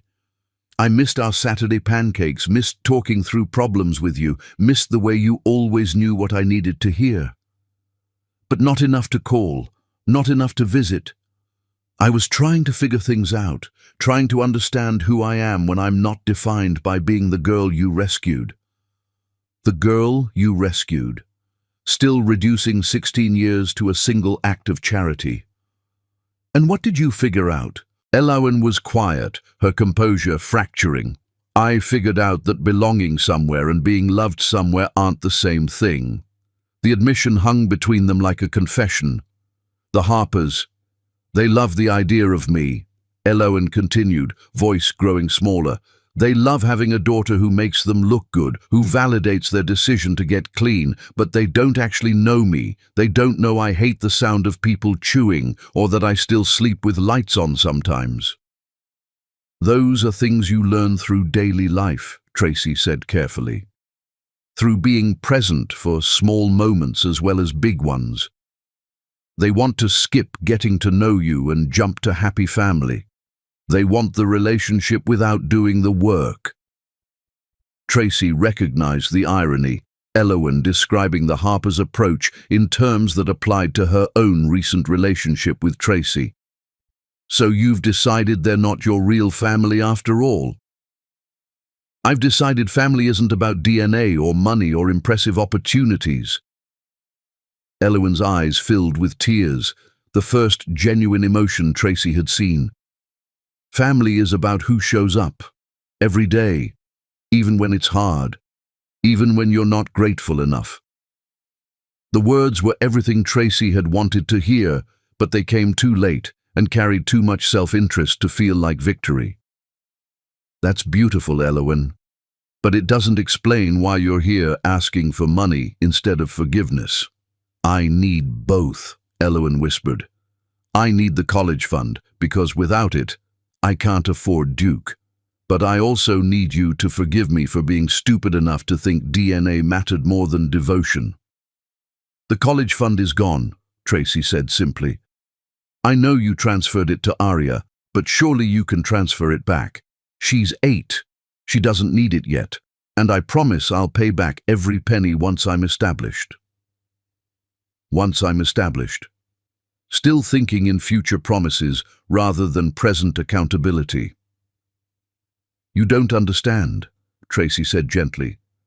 "It's not about the money anymore. It's about what the money represented." Tracy rose and returned with a manila folder, documentation of the college fund's history, from the first deposit to the final transfer. "This money represented 16 years of choosing you first," she said, spreading statements across the coffee table like evidence. 16 years of working 3 jobs, of skipping meals so you could eat better, of wearing the same coat for 5 winters so you could have new school clothes. Eloin stared at the papers with growing horror, perhaps seeing for the first time the mathematical proof of Tracy's sacrifice. "Every deposit represents something I didn't buy for myself," Tracy continued. "Every $100 was a dinner out I didn't have, a vacation I didn't take, a dream I set aside so yours could come true. Mama, I know you sacrificed, do you? Because 4 months ago you announced you were ready for your authentic life with your real family, which suggested you saw my sacrifice as inheritance rather than gift." Tracy gathered the papers. "I gave this money to Arya because she looks at me the way you used to, like I matter, like I'm essential to her happiness, like she chose me just as much as I chose her." But I do love you, Elowen said desperately. More than anyone. I was just confused about balancing loving you with understanding where I came from. And what conclusion did you reach? That where I came from doesn't matter as much as where I'm going, and I want to go there with you, not despite you. Beautiful words, perfectly crafted, but they came from someone in a designer dress who'd driven 3 hours to reclaim a college fund. If that's true, Tracy said quietly, then you'll figure out how to become a doctor without my money. You'll find scholarships, take loans, work your way through school like millions of other students. You'll prove that your love isn't contingent on my ability to fund your dreams. That's not fair, Elowen's voice cracked. I can't afford Duke without that money. I'll have to transfer to a state school, change my plans completely. You'll have to live the way I always lived, making the best choices with the resources you actually have. But you wanted me to go to Duke. You worked 16 years to make that possible. I worked 16 years to give you choices. Now you're making them. These are consequences of choosing people who promised everything and delivered nothing. Elowen stared at her, finally understanding this wasn't a negotiation she could win. So that's it? She asked quietly. 16 years of love just disappear because I made one mistake. 16 years of love don't disappear, Tracy replied. But 16 years of sacrifice do get reevaluated when the person you sacrificed for announces they're ready to start their real life without you.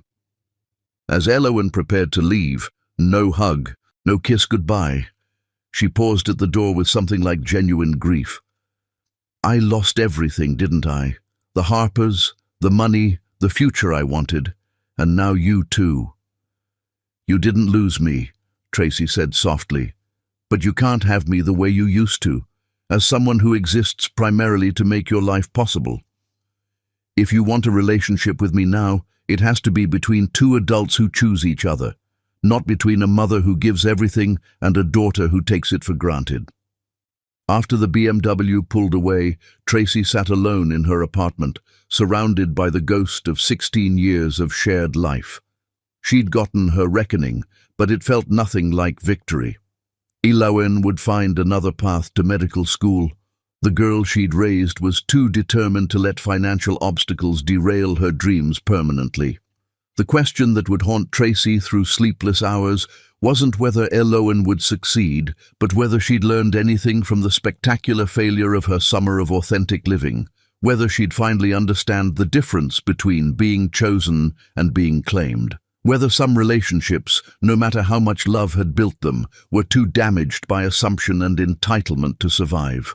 The mother who had promised everything to a 3-year-old stranger was learning to say no to an 18-year-old daughter, and that might be the most loving thing she'd ever done for either of them. Chapter 10. The Heart's True Home. 2 years later, Love walked back into Tracy Aileni Shannon's life, wearing scrubs from Richmond Community Hospital, carrying medical textbooks, and looking like someone who'd finally learned the difference between being entitled to something and earning the right to keep it. Tracy was in her backyard garden when she heard familiar footsteps on her front porch. 20-year-old Elowen moved differently now, with less unconscious confidence and more careful determination that came from rebuilding your life from scratch. "Mama," the voice carried through the screen door with tentative quality. "Are you home?" Tracy set down her watering can, taking a moment to steel herself. 2 years had passed since their confrontation over the college fund, 2 years of sporadic phone calls and the careful dance of two people trying to figure out how to love each other without falling back into destructive patterns. "I'm in the back," Tracy called, remaining in her garden sanctuary. Elowen appeared wearing the exhaustion that came from working multiple jobs while attending school full-time. Her hair was pulled back simply, her face free of expensive makeup, and she carried herself with humble determination. "Your garden looks beautiful," Elowen said carefully. "I never knew you were interested in growing things." "I never had time to be interested in anything that wasn't directly related to your future," Tracy replied with honest directness. They stood in awkward silence, taking inventory of how much they'd both changed. Tracy had cut her hair shorter, started wearing clothes that fit, and had developed quiet confidence. Elowen looked older, more serious, with earned maturity. "How's school?" Tracy asked. "Hard. Really hard. Community college, working at the hospital as a nursing aide, living in a studio apartment. But I'm managing.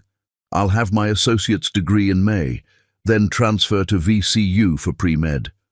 "That's wonderful. You're doing exactly what you need to do." "I wanted to tell you something," Elowen said, settling onto the patio steps. "I saw the Harpers last month. Sterling got 18 months for securities fraud. Maeve is working as a hostess in Charlotte, rebuilding from nothing." Tracy felt a flicker of something that might have been satisfaction or pity. "I'm sorry it worked out that way," Tracy said carefully. "Are you?" Elowen's question carried genuine curiosity. "I'm sorry they disappointed you, but I'm not sorry that their failure forced you to discover what you're capable of when you don't have unlimited resources to fall back on." "I'm capable of more than I thought," Elowen admitted. "Working 40 hours while taking full courses, studying in break rooms, learning I can survive on determination and ramen noodles. I never would have discovered that if the Harper money hadn't dried up." "And how does that feel?" "Terrifying and empowering, like I'm finally becoming someone I can respect." They sat in comfortable silence before Elowen continued. "River and I broke up 18 months ago. He couldn't understand why I chose community college over the lifestyle his family could provide. He kept trying to rescue me from my choices, and I realized I didn't want to be rescued anymore. I wanted to earn what I had. I wanted to earn what I had." Words that never would have occurred to the 18-year-old who'd expected Tracy's sacrifice, regardless of how badly she'd treated her. "Mama," Elowen's voice grew vulnerable. "I know I have no right to ask this, but is there any chance we could start over? Build something new, something healthier?" Tracy studied her daughter's face, finding only genuine remorse and hard-earned humility. "What would that look like?" "I don't know. I just know I miss you. Not as someone who solves my problems, but as the person who taught me right from wrong, who loved me enough to let me make my own mistakes even when it broke your heart." "It did break my heart," Tracy said quietly. "Completely." "I wasn't counting days to leave you," Elowen said through tears. "I was counting days to figure out who I was supposed to be. I made the mistake of thinking I had to choose between loving you and understanding myself. And now? Now I know that understanding myself means acknowledging that everything good about me came from you.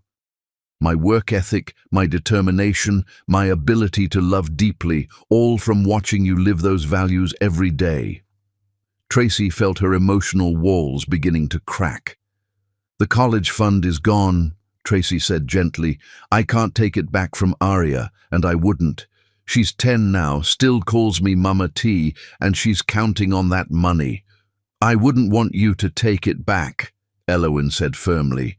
"That money represented your faith in me, and I destroyed that faith. I need to rebuild it by proving I can succeed without depending on anyone else's sacrifice." "There's something I need to tell you too," Tracy said. "I'm seeing Dorian again. We've been together 8 months now." Elowen's face broke into genuine smile. "Dorian Matthews? I'm so happy for you, Mama. You deserve someone who sees how incredible you are." They talked until sunset, sharing 2 years' worth of experiences and tentative hope that damaged relationships could be rebuilt on stronger foundations. As Elowen prepared to leave, she paused. "Would it be okay if I came by again? Maybe we could have pancakes on Saturday morning?" "I'd like that," Tracy said carefully. "But this isn't going back to the way things were. If we're rebuilding, it has to be between 2 adults who choose each other consistently." "I understand. And Mama, I'm proud of you for choosing yourself. I hated it at the time, but I needed to learn that love isn't the same thing as unlimited forgiveness. A year later, Tracy sat in VCU's graduation ceremony, watching 21-year-old Eloan receive her biology degree with highest honors. This time, Tracy sat in the front row as the primary supporter of someone who'd earned every achievement through hard work. When Eloan found her after the ceremony, she was carrying a single red rose, wearing scrubs under her cap and gown. She'd worked a double shift the night before to afford summer textbooks. "Thank you for coming, Mama," she said, hugging Tracy with fierce gratitude. "Thank you for becoming someone worth celebrating," Tracy replied. Eloan pulled out a small wrapped box. "I saved for 3 months to buy this." Inside was a simple silver bracelet engraved, "To my real mom, the woman who taught me that family is a choice we make every day." "There's something else," Eloan said, voice trembling. "I got into medical school, full scholarship to VCU. I start in the fall." "That's incredible. How did you manage a full scholarship?" "Turns out, working multiple jobs while maintaining a 4.0 GPA develops exactly the character medical schools want," Eloan said with a smile, holding no trace of former entitlement. They were impressed by someone who'd learned to balance responsibility with academic excellence. "And how did you learn to do that?" "I learned from watching the strongest woman I know do it every day for 16 years without complaining or making excuses." 2 years later, at Eloan's medical school graduation, she specialized in pediatric cardiology, fixing broken hearts, just like she'd dreamed at 8 years old. In her graduation speech as class president, she said, "My real mother taught me that love is not about grand gestures or unlimited resources. It's about showing up every single day, especially when it's hard. She taught me that family is about who chooses you consistently, who believes in you relentlessly, and who loves you enough to let you face consequences so you can grow into who you're meant to become." Tracy cried through the entire speech, tears of joy, pride, and deep satisfaction from watching someone you love choose wisdom over entitlement, growth over comfort, earned success over inherited privilege.